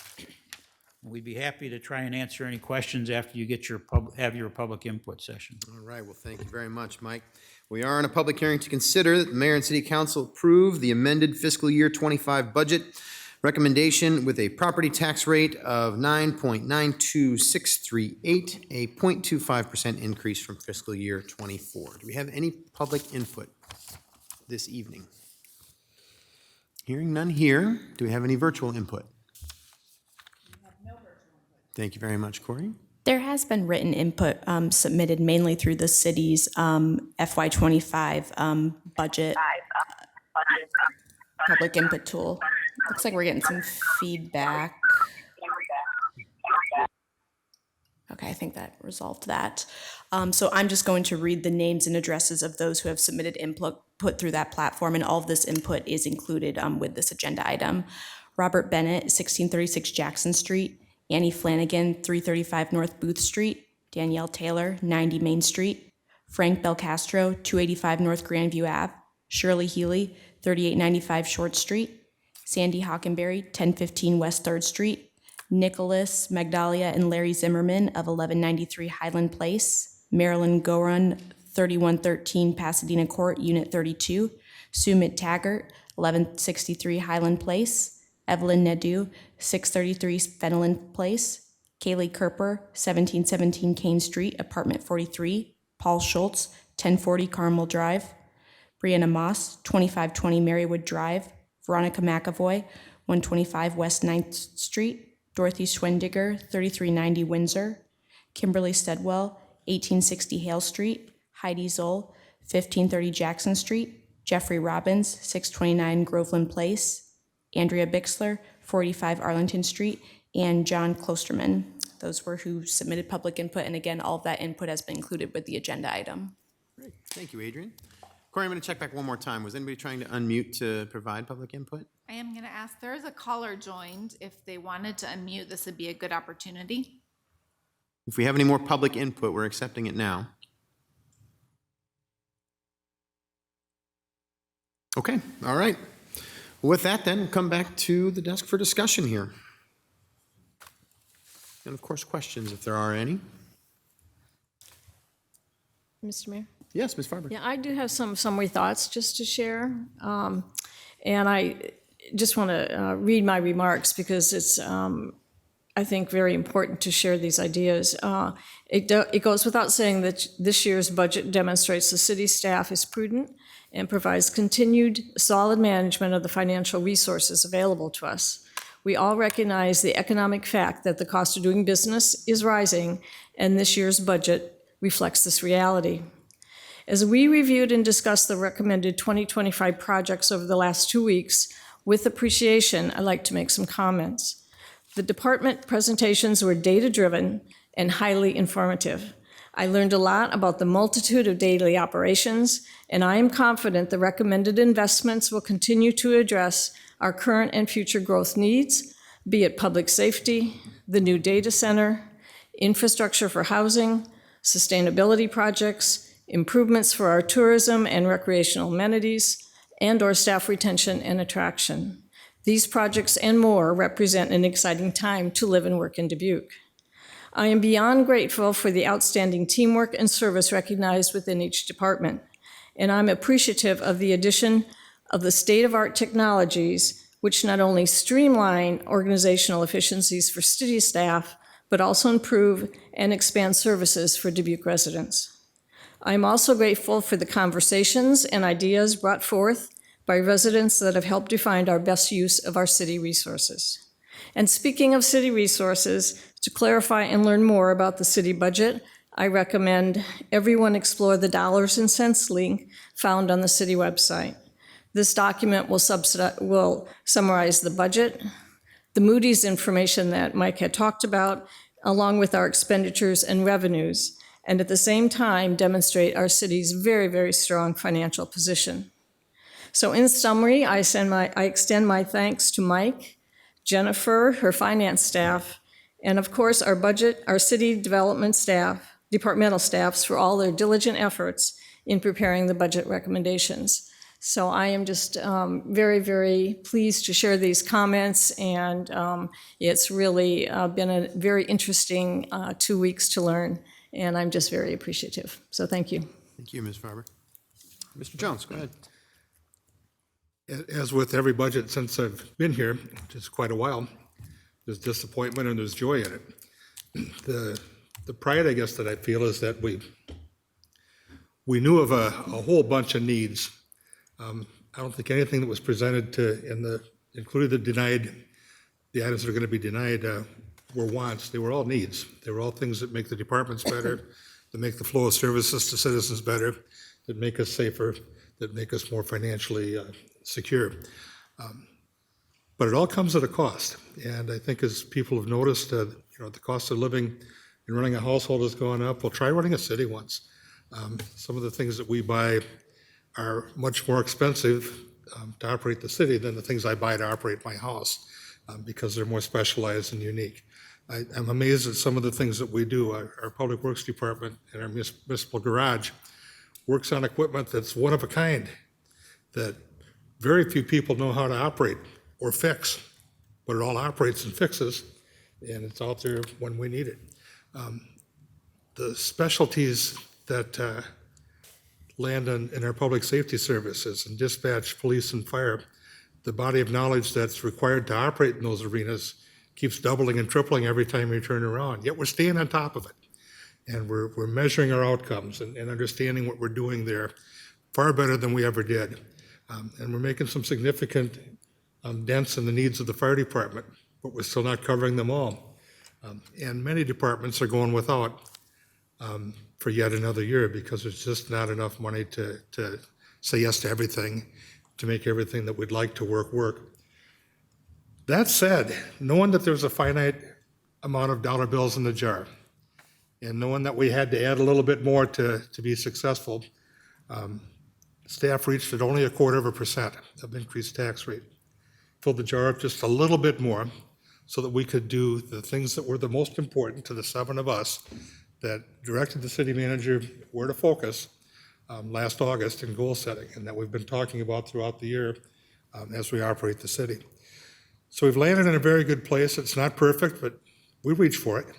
Every one of us, every one of you, you reach for it all the time. And we just get a little closer every year. We're never going to get there, but we're doing pretty darn well. And there's the benchmarks, and you get tired of hearing them, I know, but the benchmarks matter. When we look at those 11 cities and where we land compared to this one and this one and this one, that's real. That matters. That documents that you're better off right, paying for your property tax bill in Dubuque, Iowa, that the return on your investment is better than you're going to get in some of those other cities. Really proud of that. And you all sitting out there make it that way, and we hope we had a small part in making that way up here. I think this is an excellent budget. I'm very proud to vote yes for it, and I thank everybody involved. Thank you, Mr. Jones. Ms. Rousseau. Thank you. Well, as Ms. Farber mentioned, these department budget presentations are such a great opportunity to highlight the expertise and the professionalism of all of our department leaders. We are so fortunate to have the talented staff that's helping to move our city forward. And they presented many improvement packages to us that we could have said yes to, but we were selective and strategic.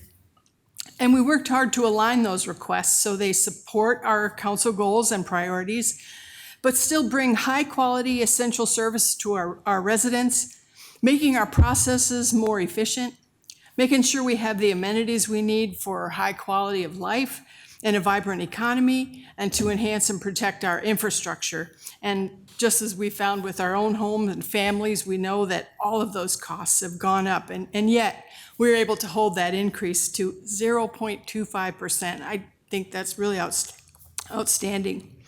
So we'll continue to provide that excellent, high-quality police and fire so we have a safe community.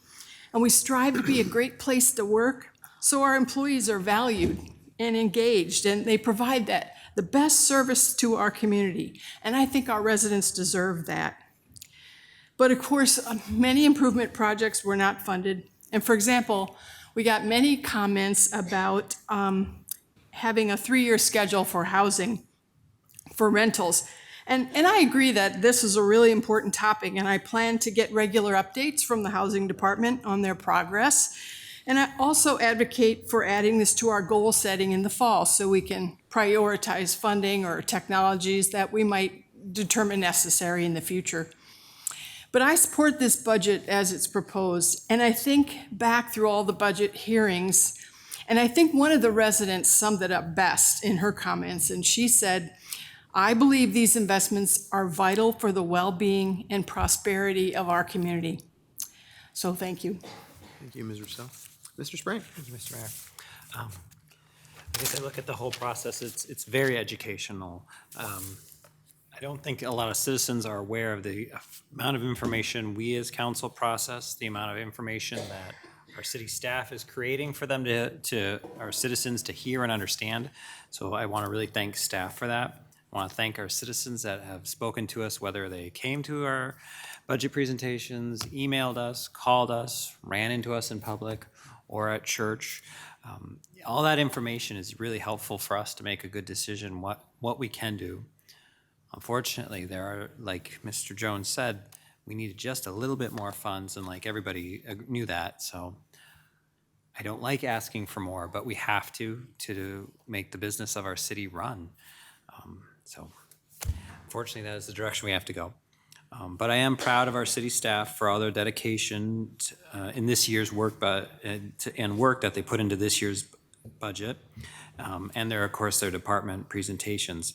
And I also want to continue to thank you for your continued work ethic and faith in making our community to be that shining city on the hill.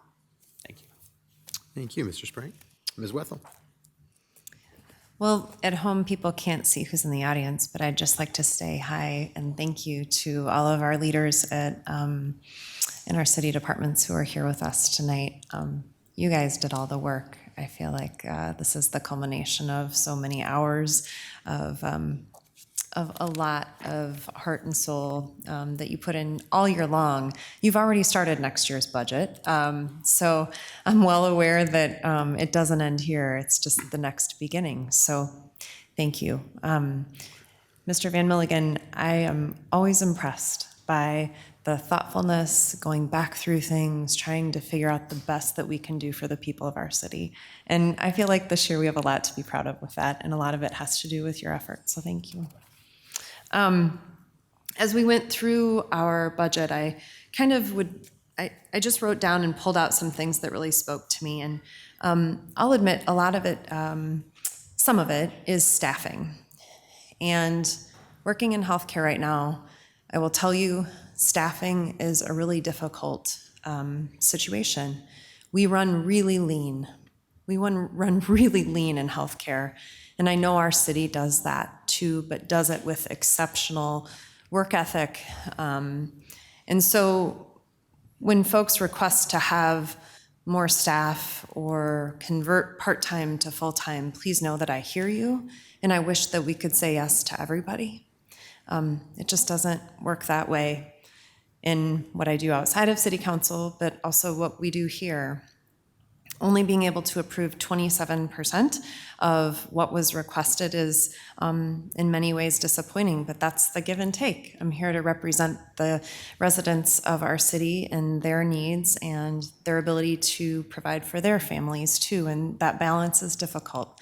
I take it really seriously, but I did want to just bring forward a few things that really spoke to me.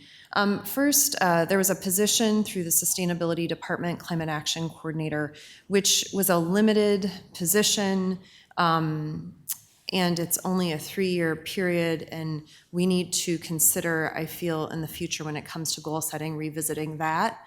I think it had a 15-month period of time left on it, but we need to, I think in goal setting, I'll bring that forward. The Multicultural Family Center, in supporting them last year at goal setting, we said, we don't know what they need yet, let's let him get his feet wet. And it sounds like we need to really look at the part-time site supervisors moving into full-time people and maybe reinvesting in people that are the right people to fill those positions long-term. Recreation, when it comes to balancing the safety in our parks and not putting additional burden of monitoring on our police department, considering that there were the 2 ranger positions that previously had been present and we were not able to fill, just know that I appreciate the value of those, and I would hope in years to come that we can look at that. Emergency communications, the 2 part-time unfilled, to get those folks to full-time positions, to make it easier to hire so that we can look moving forward to having stability in that department and offering such an important safety resource to our community. Fire, I was really glad that we funded the replacement of gear partially for PFAS, so that each of our members has the ability to have replacement gear that is going to be coded up to standard of really truly what we should be looking for. I wish we could do 2 sets for every firefighter now. And I know we can't do that, but the importance of that did hit me in a way that I think we need to keep it front of mind. For police, the consideration for increasing future supervisor rank pay so that folks are not taking a step back when they take a promotion. I think continuing to consider that.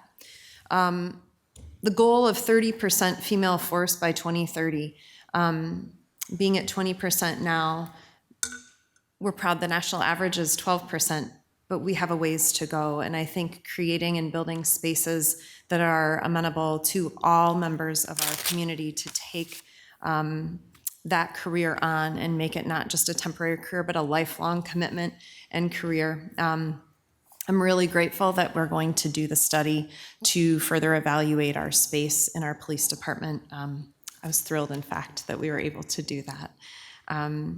Then the continued support of reinforcing infrastructure regarding our Water Resource Recovery Center, our PFAS mitigation, road and infrastructure, and leveraging the federal dollars to get that job done. Finally, the importance, and Ms. Roussel spoke to it, about revisiting our code. I feel that not just talking, but action to rebuild and change our code to bring it up to the standard of our peers so that we too can be proud of our inspection processes and make sure that we are not just meeting our peer cities, but we are doing the best and people will look to us for our rental inspection program. That's all I got. Thank you. Thank you, Ms. Wethel. Mr. Resnick, coming to you.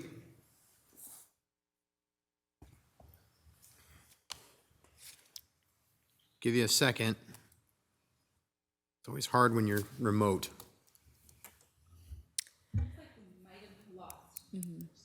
Did we? Okay, that's all right. We'll see if he comes back. If you would, please mention to me if he does come back before we actually take this vote so we can give him a chance to say his piece.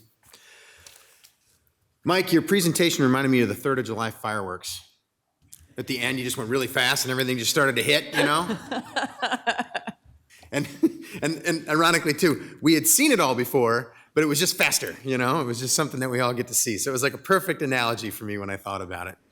But it was also a really good analogy because, because it is actually an exciting time to come to this point where we can look ahead and say, okay, this is where we are with this budget. We get to now move forward. And it was also something that's interesting, you know, in looking at this, we've seen all of what you showed us before. But that's what I love about this process. This process we go through in Dubuque is intense. I mean, it is intense for everybody. And I recognize the intensity. I mean, clearly for us, you know, I make jokes about seeing everybody more than I see my family. It's not a joke. It's actually true.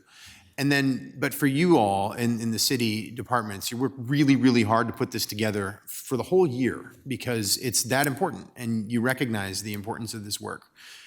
And I really, really appreciate it. And I sit up here thinking about this every single year. I appreciate it in this position that I get to serve in now, but I think I appreciate it more as a resident of this city. I mean, just being somebody who lives here and wanting to understand how the city serves the purposes that I need and that my neighbors need and my family and all the people that I care about.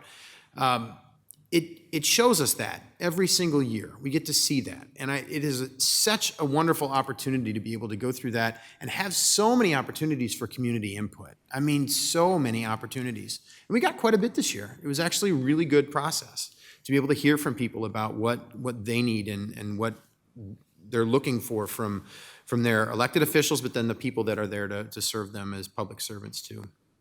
Finally, it is just such a data-driven process.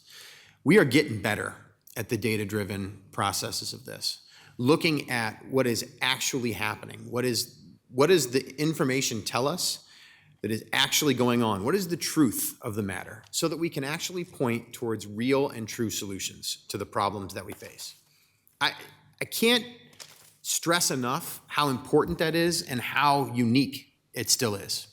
I don't think that every city goes through this. I don't think that every community goes through this. I know that they don't go through the process that we go through because when I tell, for instance, legislators that, you know, they're talking about transparency in budgets and making sure that cities are telling people what they're spending, I tell them about our process and they sort of just look at me and say, you do that? You have that many public hearings and you have that many presentations and you go through this, and you print all this stuff and you say it over and over again? And I say, yeah, we do. And I really think it's the way it should be. So I know it's intense. I know we're tired. I know we had to move the meeting that we're supposed to be having last week to here because the process keeps changing on us. And I really appreciate all the work that everybody put into this. I think, you know, my emotions are mixed as we get to this point in this particular budget. But overall, I actually am, after everything that I've heard, I'm feeling pretty good and pretty hopeful about the decisions that we're making tonight. I support this budget as it is. And I do that because the information that has been delivered to us and to the community, I think, has been a very comprehensive story of where we are and what we need right now. Yeah, it's challenging. And yeah, there are lots of costs that have gone up. And that's the truth everywhere. It's the truth for every business person that I've talked to. It's the truth for every resident, basically, that I've spoken with. Every city I've talked to, for sure. It's all the same story. And it's a real challenge. So what we do with what we have is a really important next step for this.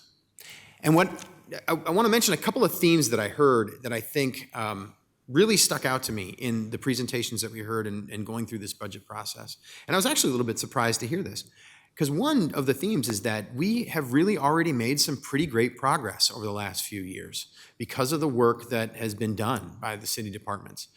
And we continue to make that progress. I heard multiple departments say we're finally at full staffing, or we're getting very, very close to being at full staffing. I heard multiple departments talk about the projects that they've been able to work on and how some of those projects are coming to fruition. For a couple of years, especially during and right after the pandemic, that was not the story, and I think we all remember that. And it was really, really tough to be able to see progress being made. But we're seeing it now in a lot of ways, and I think that's really good. The other thing that I heard a lot was a true and genuine responsiveness to community members bringing forth concerns and bringing forth ideas and looking ahead at what we all need as a community. We weren't just doing this in a vacuum, we're doing it with a lot of community input and have been doing it with community input throughout the year. I really appreciate that. That is, I think, one of the most important things that we have in this process. Before I close out, I want to check in. Did I hear Mr. Resnick click back in? It looks like we do have another. Mr. Mayor? Hey, Mr. Resnick. Yes, I'd love to give you a chance to Yes. to have some comments here before we take a vote on this budget.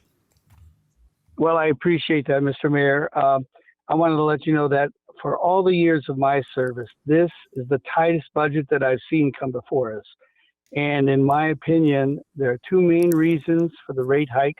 And the first is the top priority that we have of attracting and retaining the outstanding public employees to serve our citizens.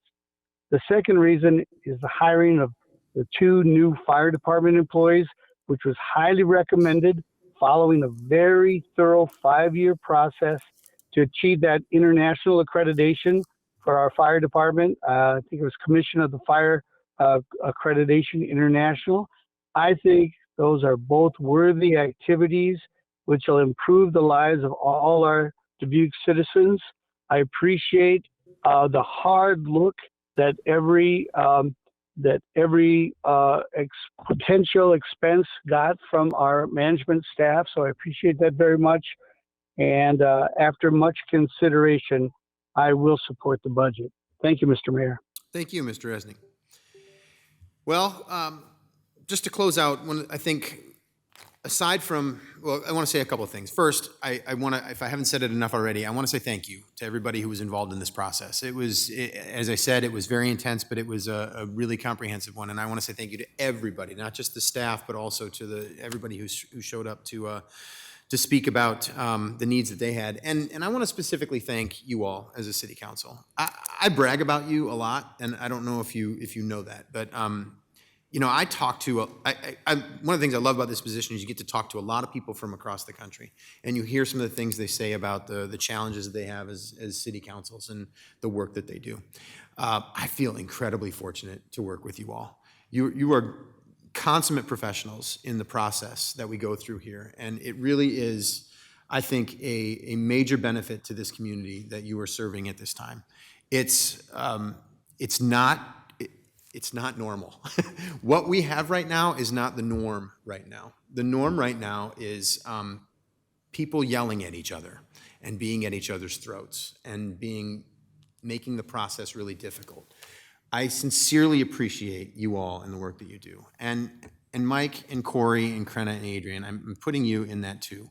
The time we all spend together to be able to do this, it is clear to me how much you care about this community and making sure that it is the best place that you can possibly make it.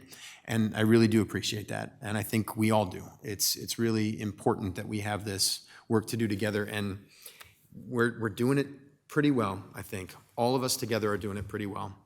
The path forward, you know, we say it over and over again, this whole idea of people planning and partnerships.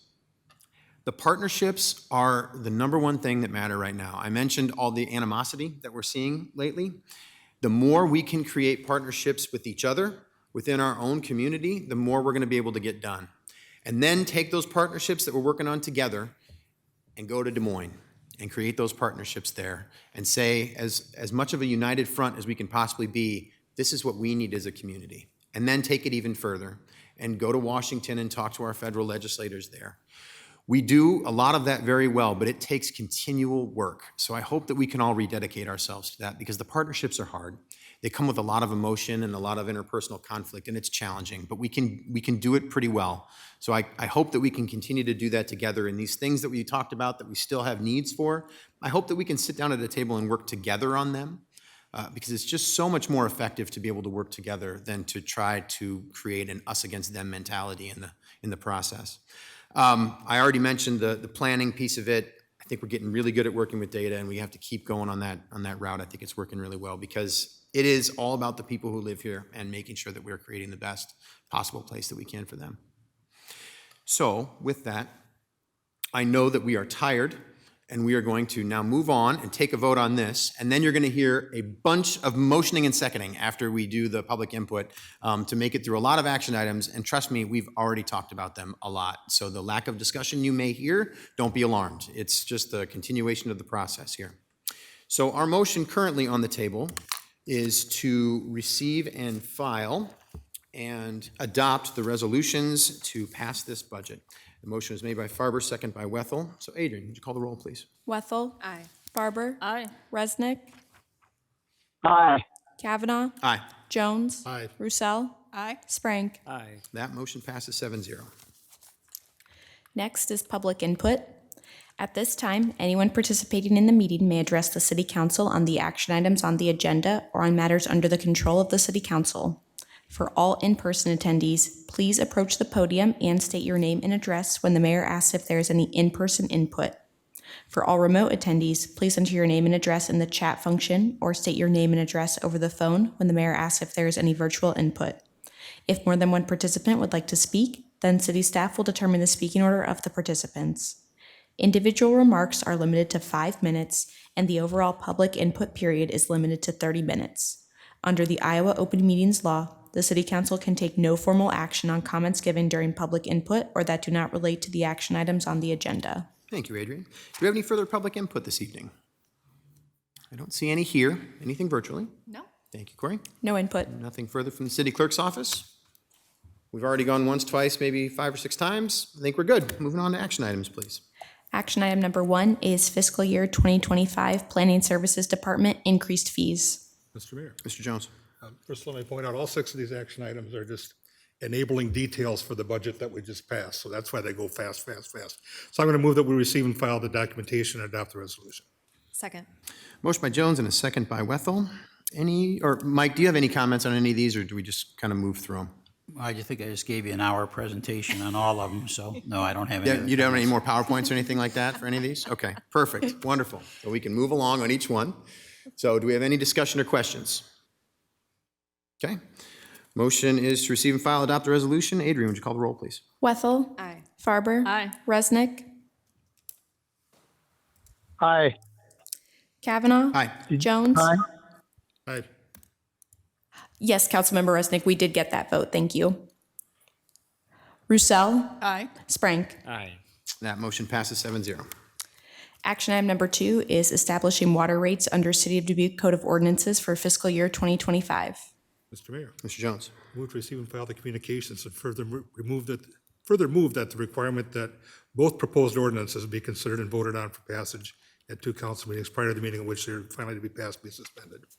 Second by Wethel. Got a motion by Jones and a second by Wethel. Any discussion? Adrian, would you call the roll, please? Wethel. Aye. Farber. Aye. Resnick. Aye. Kavanaugh. Aye. Jones. Aye. Roussel. Aye. Sprank. Aye. Motion passes 7-0. Mr. Mayor. Mr. Jones. I move final consideration and passage of the ordinance. Second by Wethel. Motion by Jones and a second by Wethel. Adrian, would you call the roll, please? Wethel. Aye. Farber. Aye. Resnick. Aye. Kavanaugh. Aye. Jones. Aye. Roussel. Aye. Sprank. Aye. Motion passes 7-0. Action item number 3 is establishing sanitary sewer rates under City of Dubuque Code of Ordinances for fiscal year 2025. Mr. Mayor. Ms. Roussel. I move to receive and file, and further move that the requirement that a proposed ordinance be considered and voted on for passage at 2 council meetings prior to the meeting at which it is to be finally passed be suspended. Second by Sprang. Motion by Roussel and a second by Sprank. Any discussion? All right, Adrian, would you call the roll, please? Wethel. Aye. Farber. Aye. Resnick. Aye. Aye. Jones. Aye. Roussel. Aye. Sprank. Aye. Motion passes 7-0. Mr. Mayor, Ms. Roussel. I move final consideration and passage of the ordinance. Second by Sprang. Motion by Roussel and a second by Sprank. Adrian, would you call the roll, please? Wethel. Aye. Farber. Aye. Resnick. Aye. Kavanaugh. Aye. Jones. Aye. Roussel. Aye. Sprank. Aye. Motion passes 7-0. Action item number 4 is establishing solid waste rates and additional proposed revisions under City of Dubuque Code of Ordinances for fiscal year 2025.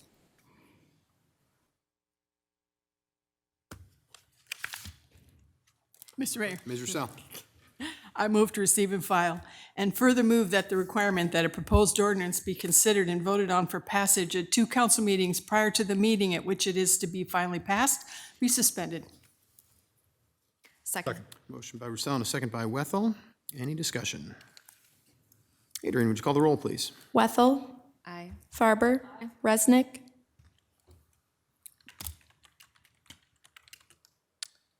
See if he is.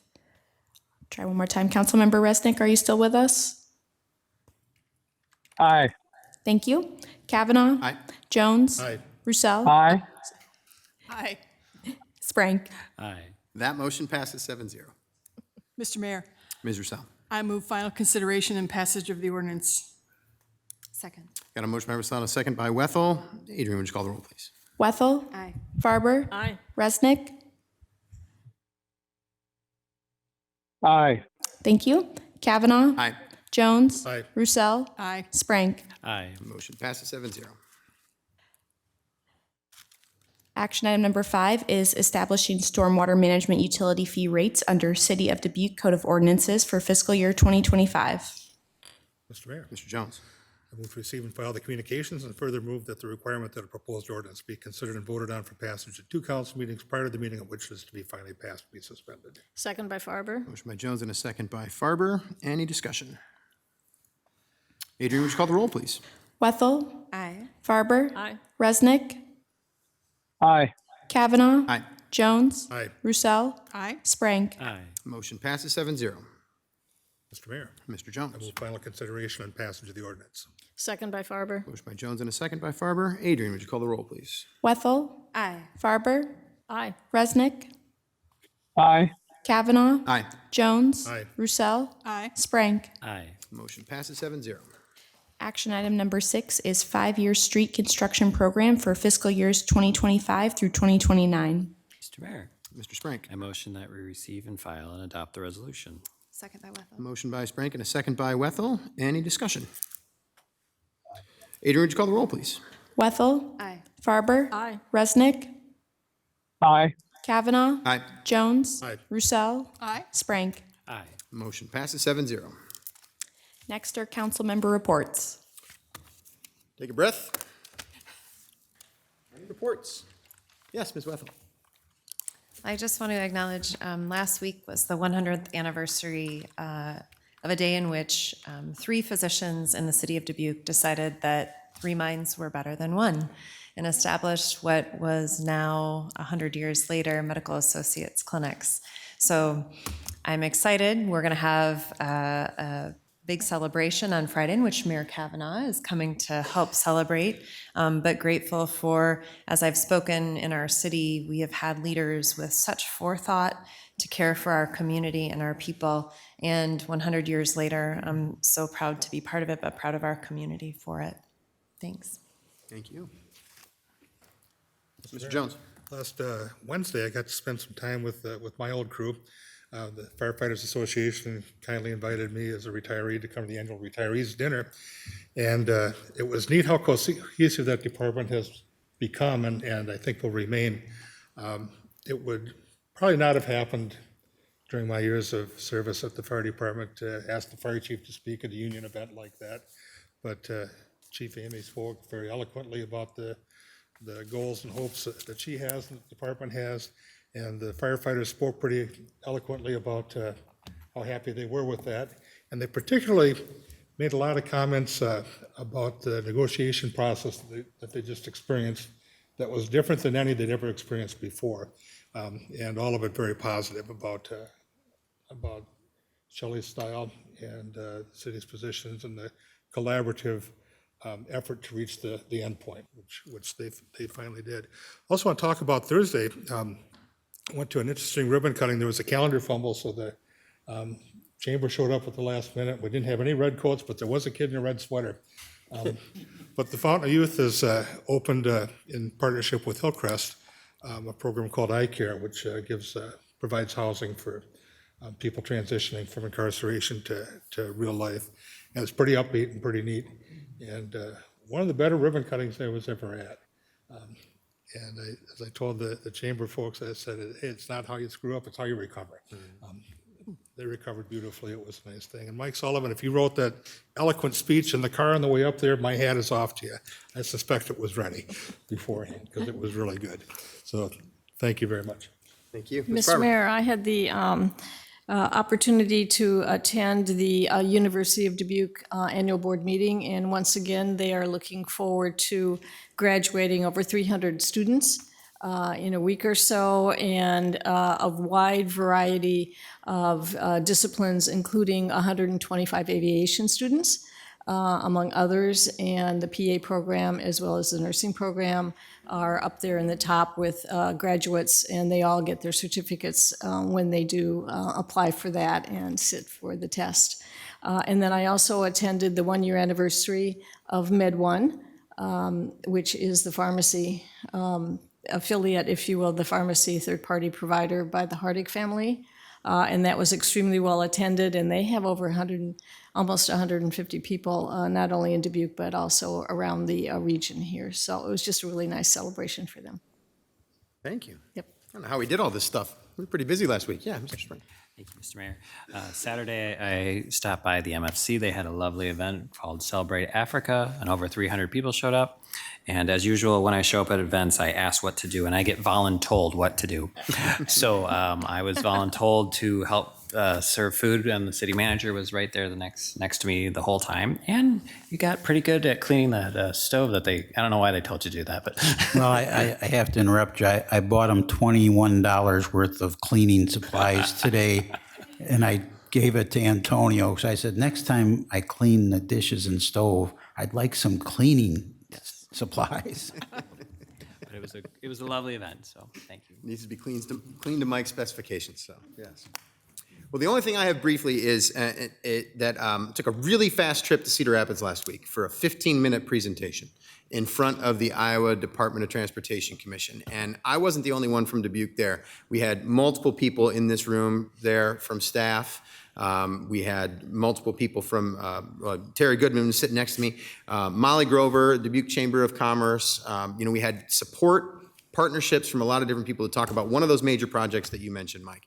And it seems at times silly to drive 15 minutes to talk to the commission for the Department of Transportation, but when you look in the room and you realize you're the largest contingent there from anywhere in Iowa, aside from the city of Cedar Rapids itself, you realize that it's pretty important. Those are the kinds of things that really matter, and we know that projects really matter. I'm glad that we show up for it, so thank you to everybody who made that trip. I think it was very worthwhile. The final thing I'll say is we have a really busy week next week, so get your calendars ready. The Growing Sustainable Communities Conference is coming. Julian Dubuque International Film Festival is in town. Summer's coming. It's going to be nice again, I think. I'm sure it's going to be nice again. It'll be wonderful. So I hope everybody's able to join some really fun activities that are coming. All right, everybody else can go home. We have a closed session, so I will take a motion, please. Mr. Mayor, Mr. Jones. I move that the City Council go into closed session in accordance with Chapter 21.5 of the Code of Iowa to discuss pending litigation and purchase or sale of real estate. Second by Wethel. Motion by Jones and a second by Wethel. For the record, the attorney the City Council will consult with on the issues to be discussed in closed session is City Attorney Krenna Brumwell. Adrian, would you call the roll, please? Wethel. Aye. Farber. Resnick. Aye. Kavanaugh. Aye. Jones. Aye. Roussel. Aye. Sprank. Hi. Motion passes 7-0. We are in closed session.